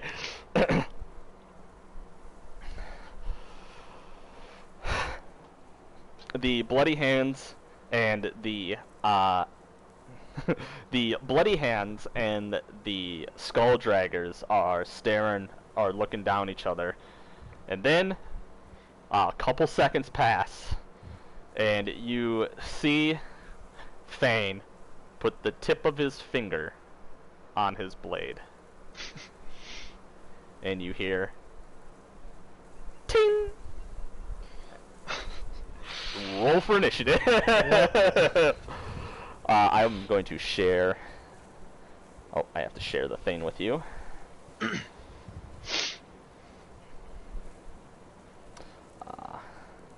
Whoops! I did not mean to do that. Close that. Close Oh that. no. Eric, you fool. Got a 20 on my first one and then a 1 on the next one. Rip. Initiative roll, go. There you Jeez. Nice, Jeez. nice. Okay. Good lord. Where is... There it Roll is. 2 19s in a row. You guys in You here. did, yeah. Whoops, I gotta do... Doot. Oh, wait, I have to do this first. Alright, they're in the combat tracker. And you two are.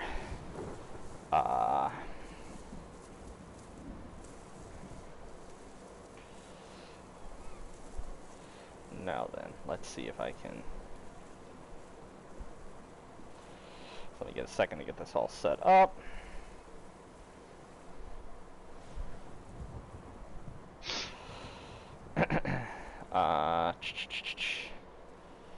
You all are right.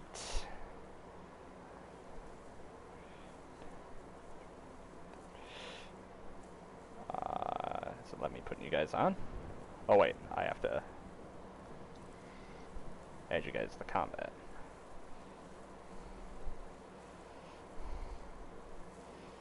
There we go. Can you guys see? Can you see yourselves on the? I see Hold on me. a second. Okay, Let me see you, Roll out. and put you there. Yep, there we go. Yeah. Yep. All right. Okay.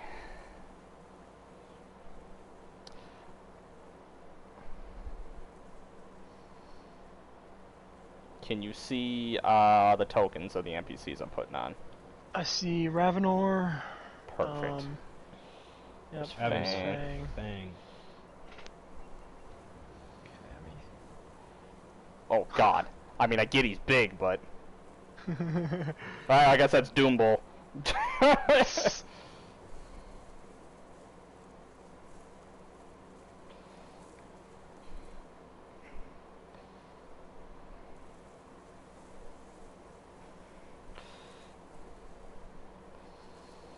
Oh wait, yeah, that is Duke.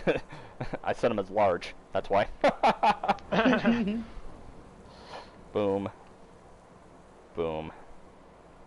And boom. Okay, so we're gonna have the Bloody Hands guys roll one big initiative for themselves.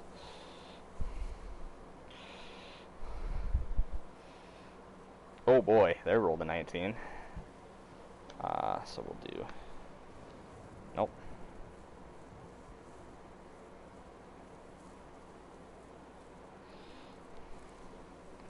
Skull Draggers. Rolled an 18. Hmm.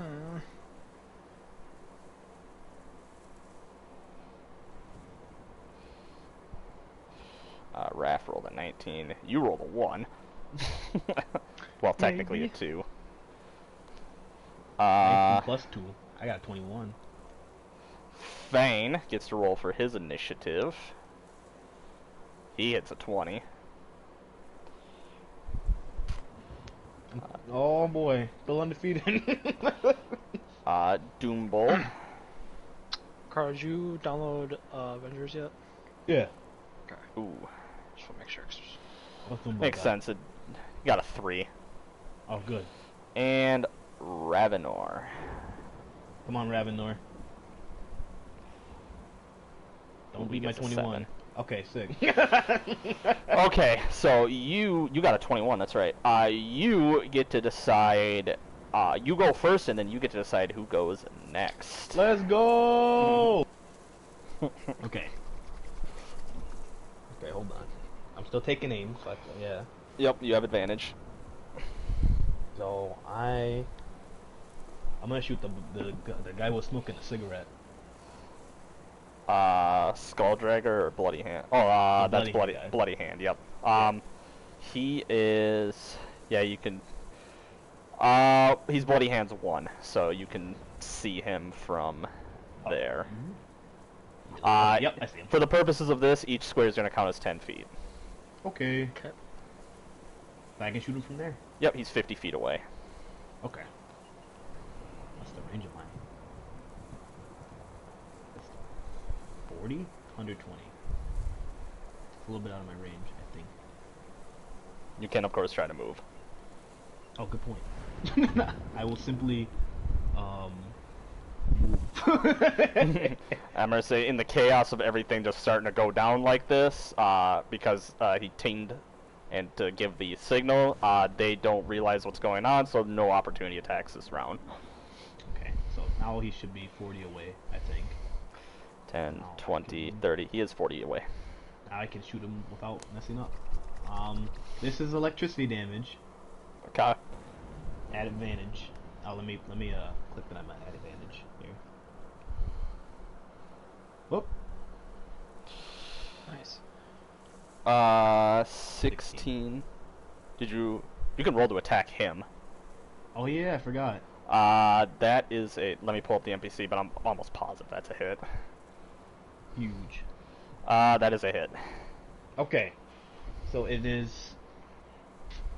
I'm not gonna roll this on him because I'm not sure how this works. Or I guess I could. Let me see. Where's he? What's the damage? Letting him one. It's 1d6 plus 2, but it's electricity because I did that Okay. plus sneak attack damage. So He is not weak to electricity, so... But 5, 5, and then sneak attack damage is 6, so 11? Yeah. 11 total. One Where is he? bullet Your shot rings out from the dark. It's a laser pistol, right? Yeah. Did you say I think you said your laser pistol was blue, right? Blue Yeah. laser? Yeah, a blue laser rings out from the dark, and you catch him in the hand, and it flash burns his skin, and leaves a nice smoking crater in his arm, and he yelps in pain as he's taken by surprise. You get to Popcorn, who goes next. By the way, yourself, Ravenor, Doombull, Jacinto, and Fane. I mean, you already were, but you'll be rolling at advantage since you're technically taking them by surprise here for this first round.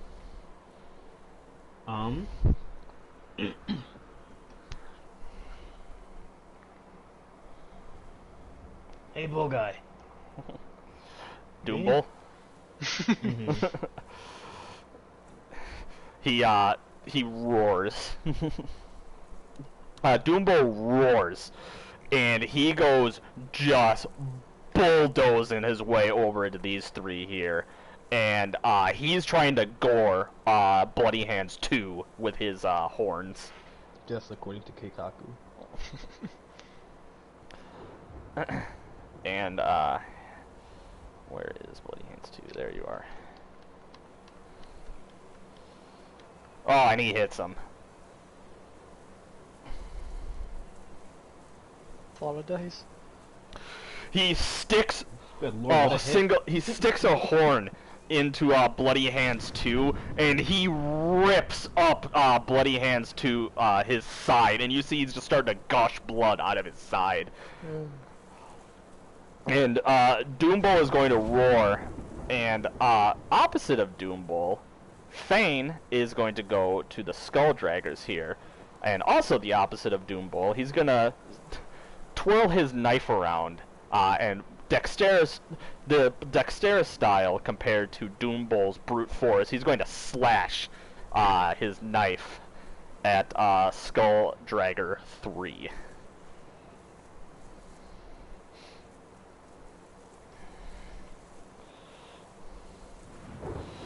But Skull Dragger 3, after seeing Doombull charge in, sees that something isn't right and manages... Oh, wait, he's rolling at advantage. Haha! Fuck, technically I need to roll Doombull advantage. Oh, well. Rolling at advantage. Never mind. He does see something's wrong, but he doesn't catch it in time, and and Fane comes up with his blade and is cutting Skull Dragger 3. Oh my god! And he leaves a large slice across the poor man's face before the man can react. seeing an opportunity, Ravenor steps from the shadows.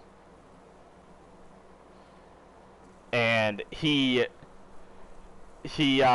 shouts out, "Alright, take him down, boys!" And he's firing his revolver at Skull Dragger 2 in front of him here.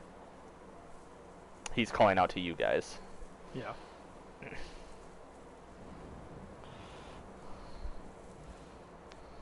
Come on, hit him. Nat 20, come on. Oh fuck, it's not letting me do heat He damage. blasted. He hit. Yep. He hits Skull Dragger 2 from behind with his revolver. You hear a loud bang as the solid shot pistol tears into Skull Dragger 2's side, and he stumbles forward a little bit, holding his hand to his love handle as it gushes out blood. And Ravenor shouts over all the chaos, and he says, "Alright, Jacinto, let's see what that big gun of yours can do." Okay. Would I'd probably proc opportunity attacks then, right? Or No, this first round, no opportunity attacks. But remember, everything happens really quick, so they're still reacting to the fact Right. that all of this is happening right now. okay. We're going to move right up here. And since my shoddy gun has a 15-foot cone spread, Good lord. would that hit 3 and Fang, or 3 and 2, or It has a how big spread? Sorry. 15-foot cone spread? That would hit everybody there. Oh, sweet. Alrighty. So, let's hit advantage for. I'm attacking Skull Draggers, correct? Yes. Okay, well, just gonna go down the line. In Fang too? Yep. He's not gonna be happy about that. Yeah, probably not. There's Skull Dragger 3. Okay, that's a hit. Skull Dragger 2. How do you roll? Oh, two? I'm double. Oh, that's not an advantage. You can click there's a button that says advantage. Yep. I was just rolling it twice. Let's see. You've hit for both of those so far, so you're good. Okay. That was on 2, correct? Yep, 3 and 2 have been hit. One. Oops. Why isn't this? Oh, that's why. And then we go to hit, That's it. and then Fang. bang. Oops. Quick advantage on Fang. Fang will be at advantage as well because he does not know he's been betrayed.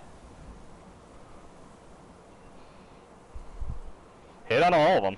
All right. So then, let's just roll for damage. Blah blah blah. Oh my gosh. A big Bruh. fat 2. 2 on all of them. Yep. Yeah. On all 4. All right, so.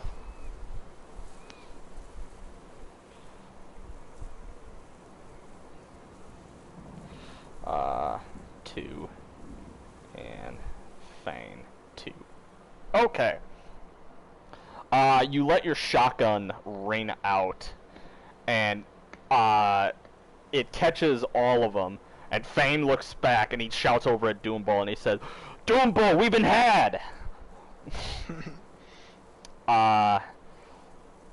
However, the Skull Draggers realize something's up, or they realize everything's gone to shit now.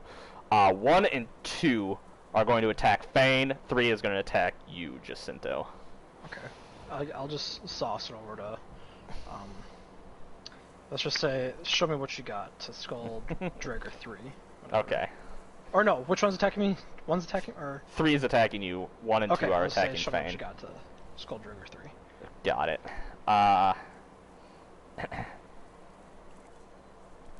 So, let me pull up their character sheets.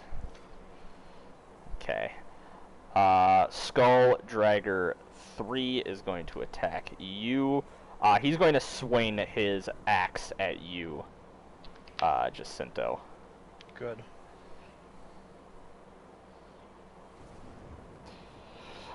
But you see it coming, and you get your horn down, and you knock the axe out of the way as it's coming for you. 1 and 2 are going to attack Fane, both of them with their axes. Come on, boys. 1. Oh, that's a crit. That's, alright. So, Fane has taken automatically 8 damage, plus another roll.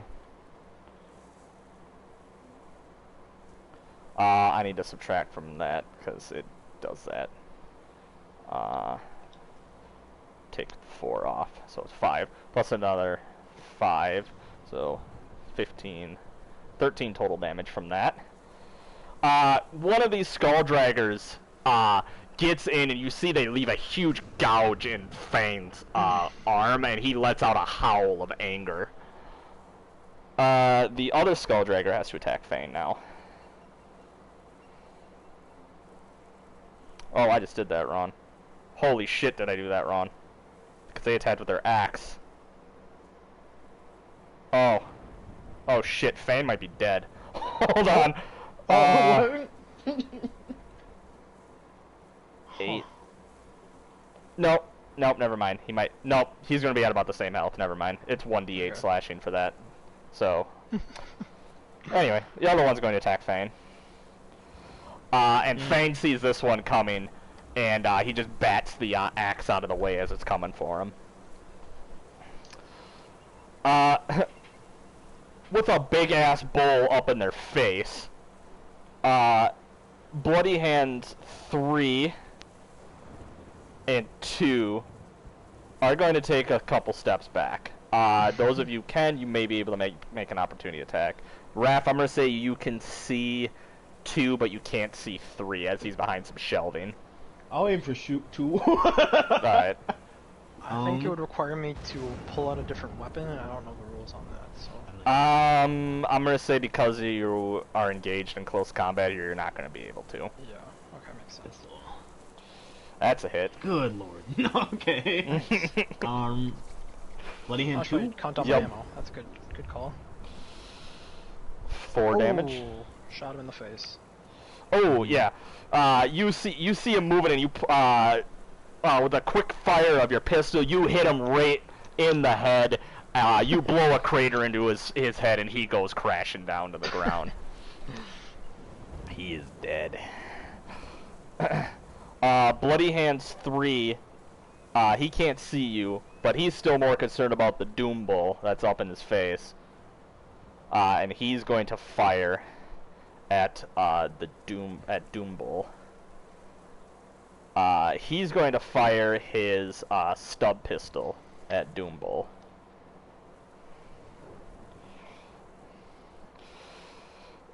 He fires, and it bounces off of Doom Bull's horn. Bloody Hands 1, the leader, and the brave bastard that he is, pulls out his serrated fist, and he's trying to punch at Doom Bull. Oh, and he hits Doom Bull with his serrated fist. Yay. Dealing...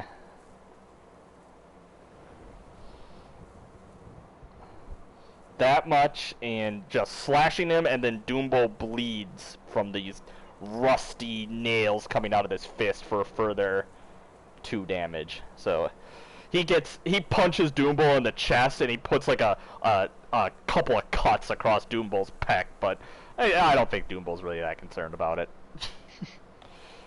We come back to Raph's turn. Okay. This costs an action? What's the range? 20 squares? Where's Doom Bull? Oh, 20 squares, not 20 feet. Okay. Jesus Christ. 200 feet? 200, yeah. Yeah. For the purposes of this, it's 200 feet. Do I have this? I don't know if I have these components. Or maybe I bought them, I can't remember. Fuck it, I'll let you use it. Yeah, I need a survival kit, sensors or tools, and I don't remember if I bought them or not. I'll let you use it. Let's have some fun with it. Yeah. What are you using? I'm gonna, well, I put my mask on earlier, obviously. But I'm gonna use my scanner and my mask, and I'm gonna look at Doomball and learn the vulnerabilities and resistances of him. That's my observation gambit. Ah, okay. Doombull is vulnerable to radiation. Good to know. Okay. I think that's my. Can I? So is it top of the order now? Yep. I'm gonna. I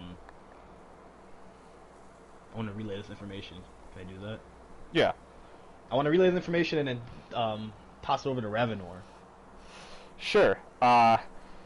Ravenor looks over, and he cracks a smile, and with his free object act, or with his, he's gonna pull the custom ammo trick.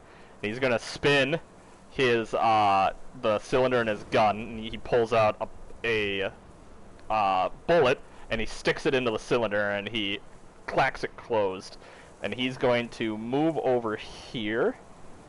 Actually, he's going to move here, so he can see Doombull, and he is going to fire at Doombull with his radiation-loaded round at Doombull. I have to mark him as friendly. Good. There we go. Wait, does custom ammo take? I think it takes an action.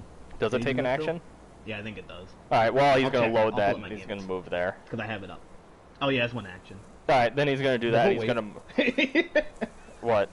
I said he'll wait. Yeah, he's gonna move that, and he's gonna say, "Good to know," and he's moving in to take a shot, and he's gonna say, "Jacinto, can you clear some of these guys out of the way here?" Yeah. Didn't fucking shoot him again. I'd be all for standing it, there? right? Oh Yep. God, Lord. Oh good Lord. Two, I thought that was a 21 for some reason. 3, That's a mess. 2. What the fuck did I just grab? What the? Alright, not sure what happened there. Sculpture 1. Shit, come on. Okay. Do I not want to work for dice? Oh, that's why it's not working. Okay. Miss. Fug. So I'm only hitting 1. You pump your shotgun, and this informs Fane, Skulldragger 1 and 2 that danger's coming, and they duck out of the way as you fire, but Skulldragger 3 is too close, and you fucking pump him full of buckshot. Oh! What happened? I missed. No, I loaded on it. No! You I pump just your shot him real good. you pump your shotgun, and you lay it into his chest, and you blow his chest open, and he flies down to the ground with a new sucking chest wound. He ain't getting back up from that one. Oh Lord. Skulldragger 2 sees the new threat appear from the shadows, and he's going to he sees that the new threat appears from the shadows, but after seeing Skulldragger 3 go down in front of him, he pulls out his Ripper pistol, and his Ripper pistol is going to catch Fane, you, Jacinto, and Raph in this blast here. Boy. So he's going to make an attack against each of you. Okay. Actually, hold on, let me count the feet here. 10, 20, you, 10, 20, 30. Oh, okay. He will not be at disadvantage for Raph. Perfect.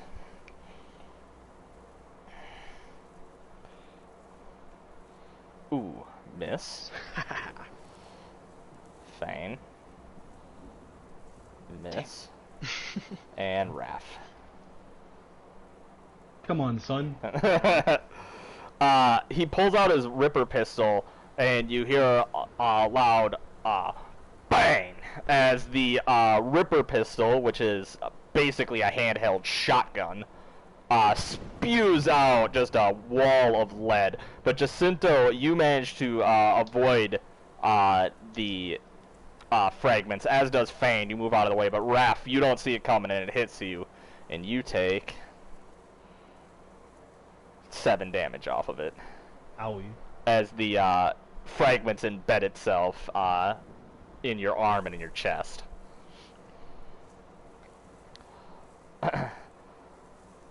Fane, although he wants to turn around and take down the enemy bull behind him, is too busy focused on Skulldragger 1, and he's going to attack Skulldragger 1 with his blade. Ooh, but Skulldragger 1 sees it coming, gets his axe up, and knocks the blade out of the way. Skulldragger 1's going to attack Fane right back with his axe. But Fane sees it coming, gets his blade up, and knocks the blow aside.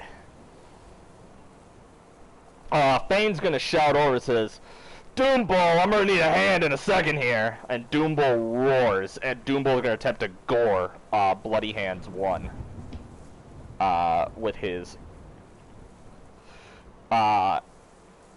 horns.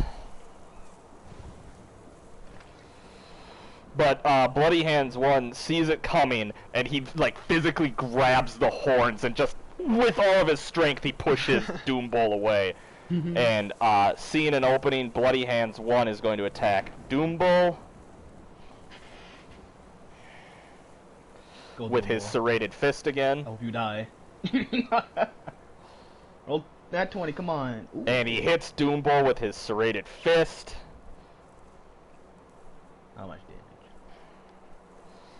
Oof. And he makes Doombull bleed some more, but Doombull, he's hopped up on some, and Doombull just does not give a shit about any of this. Come on, man. Bloody Hands 3 is going to take his, Bloody Hands 3 is going to move in here, and, let's see.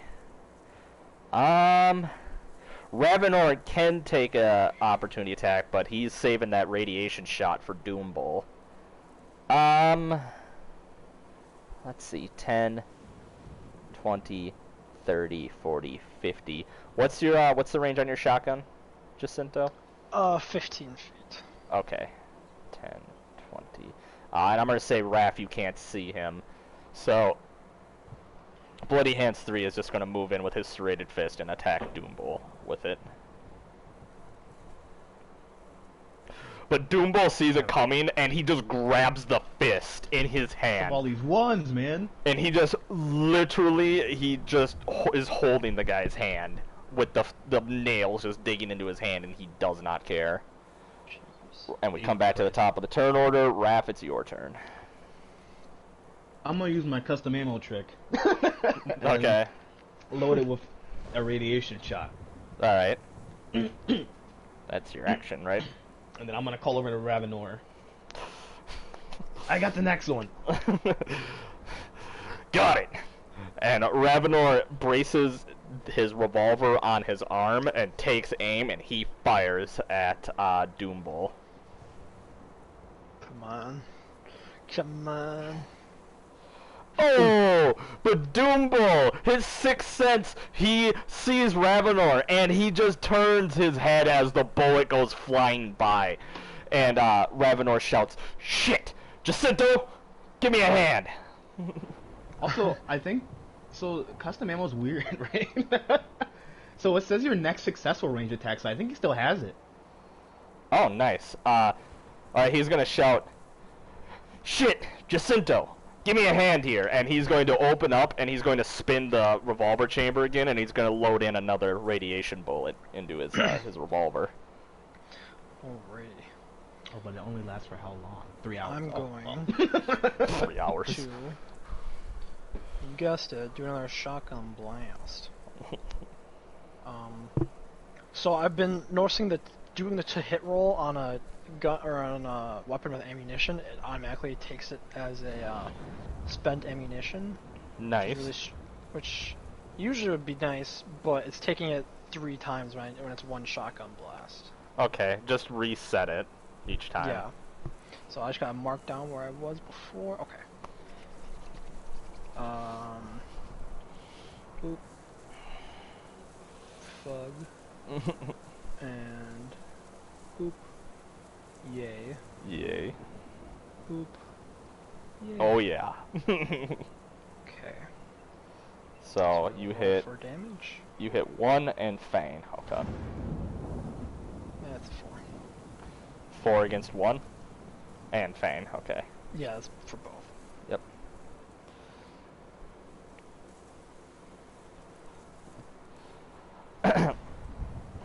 You wing both Fane and 1 with your pellets, but 2 manages to avoid the blast.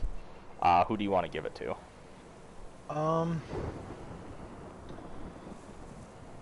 Let's give it to Skull Dragger. Let's just say Skull Dragger 2. Skull Dragger 2 is going to he's going to fire his Ripper pistol again at Fane, you, and Raph. Okay.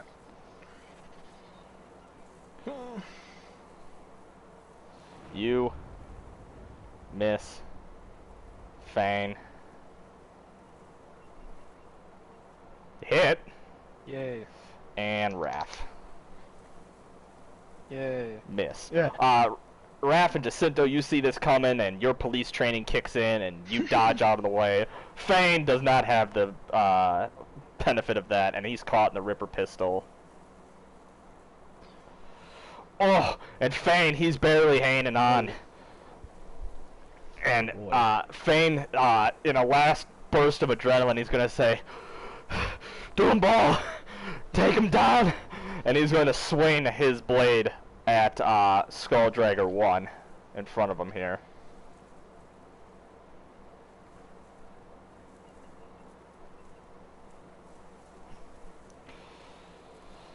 He hits Skull Dragger 1.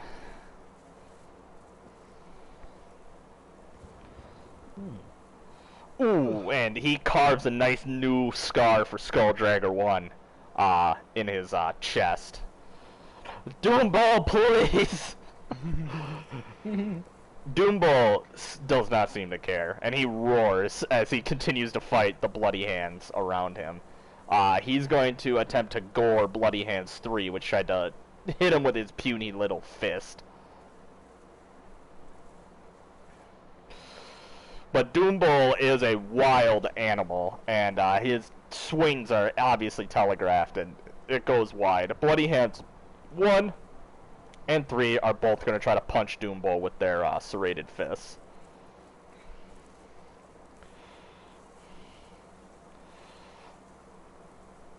That's a miss. And...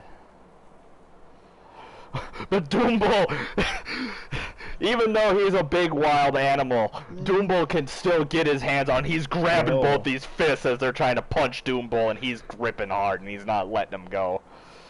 And we go back up to Raph. I'm gonna aim at Doomball and shoot. All right. To shoot him. Okay, yeah. Hold on. Let's roll this at. Wait.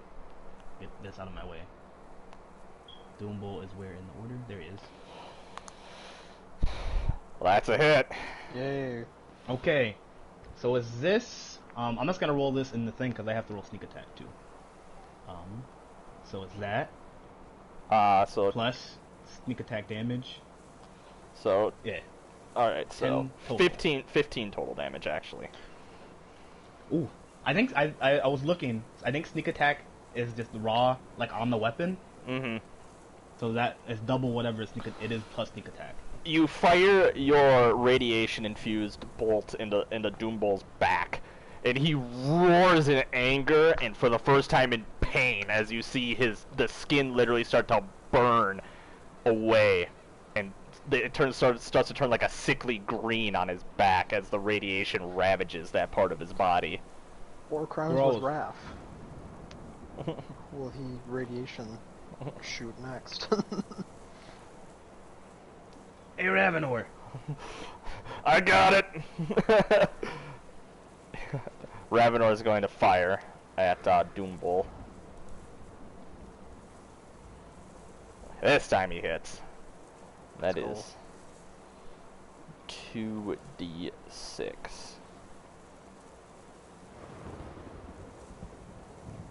Where's my... I have to rearrange my dice. There we go. 2d6. Oh my god!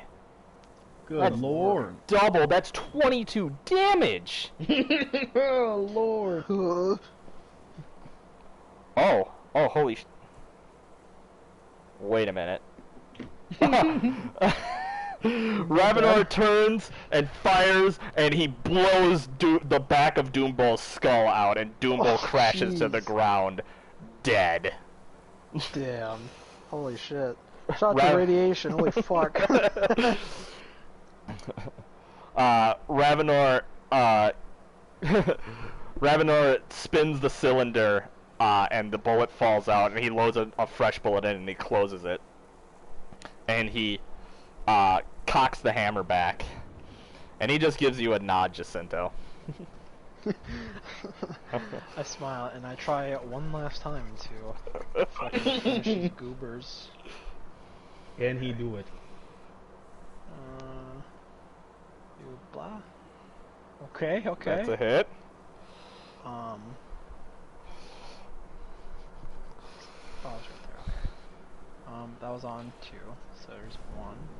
Oh. Oh, okay. And then Fang. Can we make it a 3 for... No.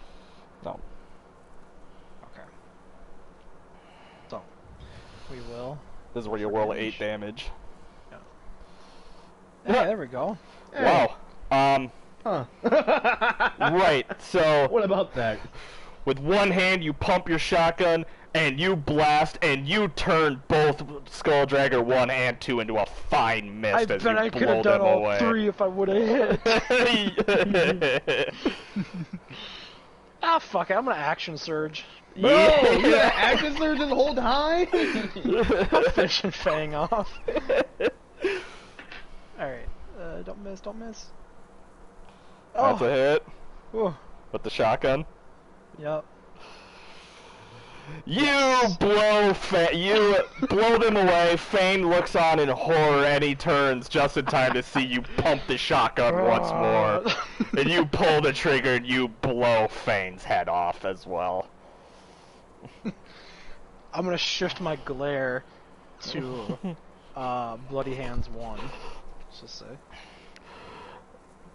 Bloody Hands 1 and 3, they look at each other, and they're like, oh shit. And they both raise their hands up, and they surrender to you two. Alright. Huge.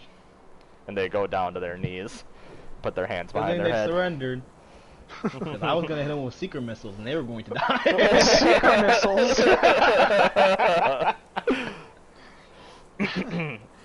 Alright. Ravenor walks over to the body of Fane, and he gives it a bit of a boot, and he says, "God damn, kid, good shot." I'm gonna look over at the dead bull with the fucking back of his head blown on and say, not so bad yourself. What was in those bullets?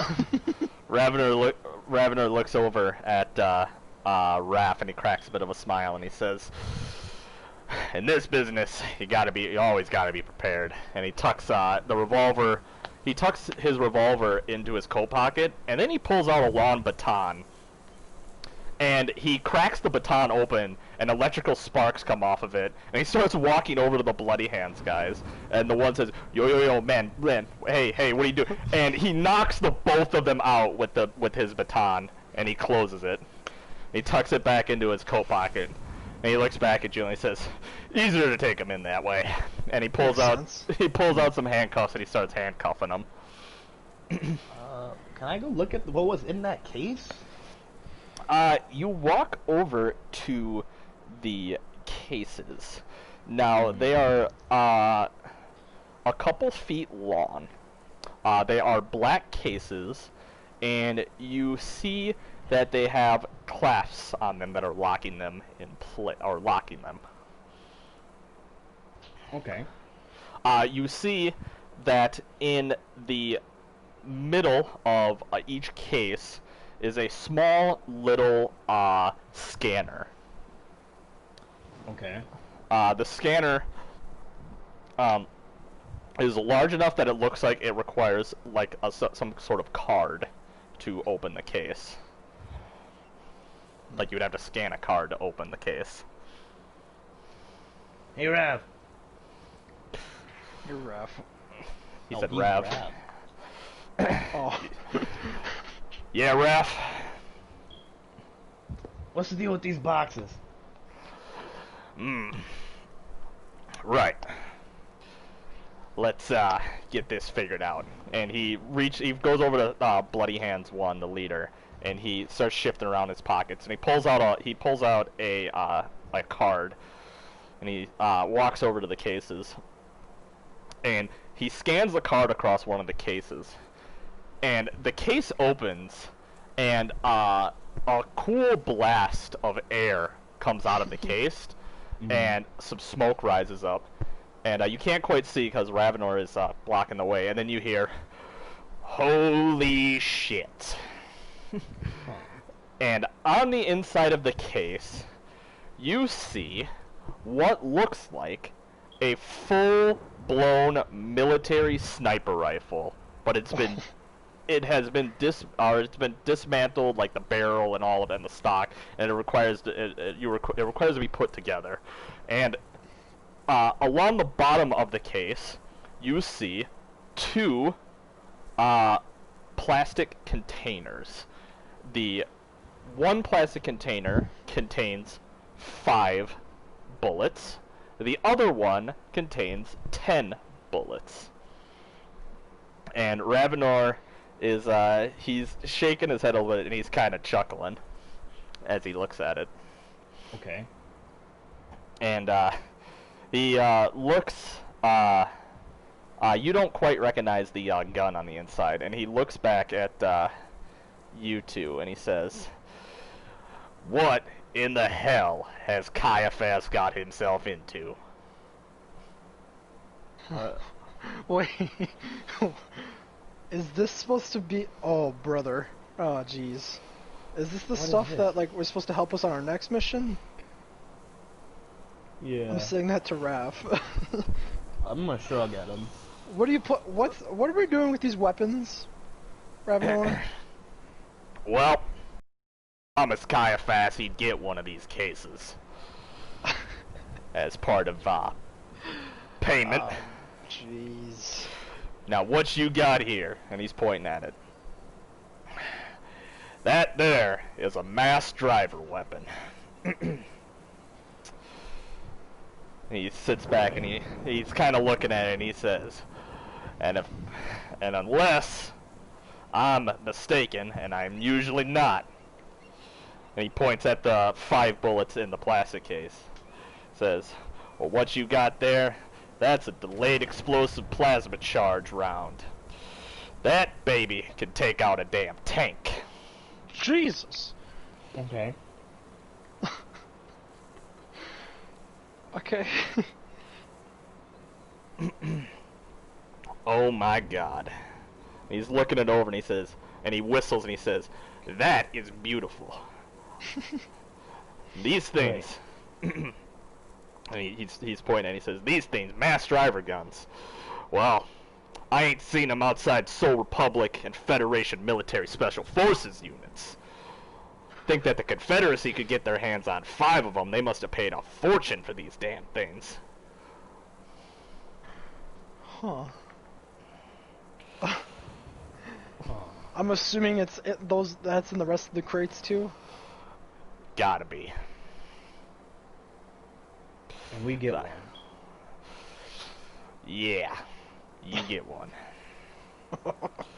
I don't think you realize, my friends. Each one of those bullets, they got a little computer built into them. It can curve the damn bullet in there. And I'm telling you, It's like Wanted. he says, and this gun, why, that's nothing but electromagnetic coils all along the barrel. This thing quite literally is a handheld railgun, and you guys are getting one. God damn, Caiaphas, what are you getting yourself into? What the hell are we doing? Okay. We Okay. need a handheld railgun. He closes up the case Okay. and he rescans, or he closes up the case and he rescans the card and he looks at you, Raph, and he says, "Press your finger on the scanner." Okay, I'll press my finger. I press my finger on the scanner, I guess. It scans your finger and he says, "All right, it'll open for nobody but you now." Okay. Look, I don't want to know why Caiaphas needs a mass driver rifle, but I will say this. You two ever thought of going independent? I mean, we're just getting our footing right now. We're pretty new to all of this. Semi-independent. We're cops. Kind of. So Republic or Federation? It don't really matter. And he flicks his lighter on. He starts taking a long drag on a cigarette, and he says, "That was mighty damn impressive of you two. It's good investigation work, and you know which end of the gun goes bang. Don't see that in a lot of these new hotshot rookies they got nowadays. I tell you what. Normally I work alone, but every now and then I get a job that I can't quite handle myself. Okay. I'll be in contact with Caiaphas from now on if I ever need some help. And I really hope, and I'd really appreciate if you could give me a hand every now and then. I could put in the good word for you some other places around the Kepler system here. Maybe they can give you some work too." Sounds good. I really appreciate that.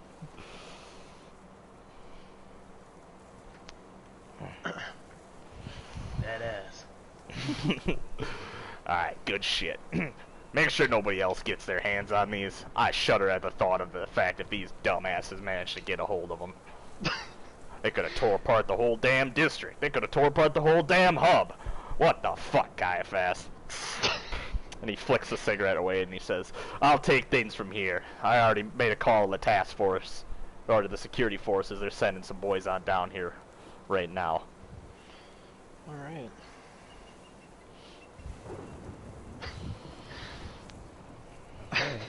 What the fuck? I mean, I guess I got the briefcase. I mean, Yeah. Guess we'll head back. Take care. Yeah, you too.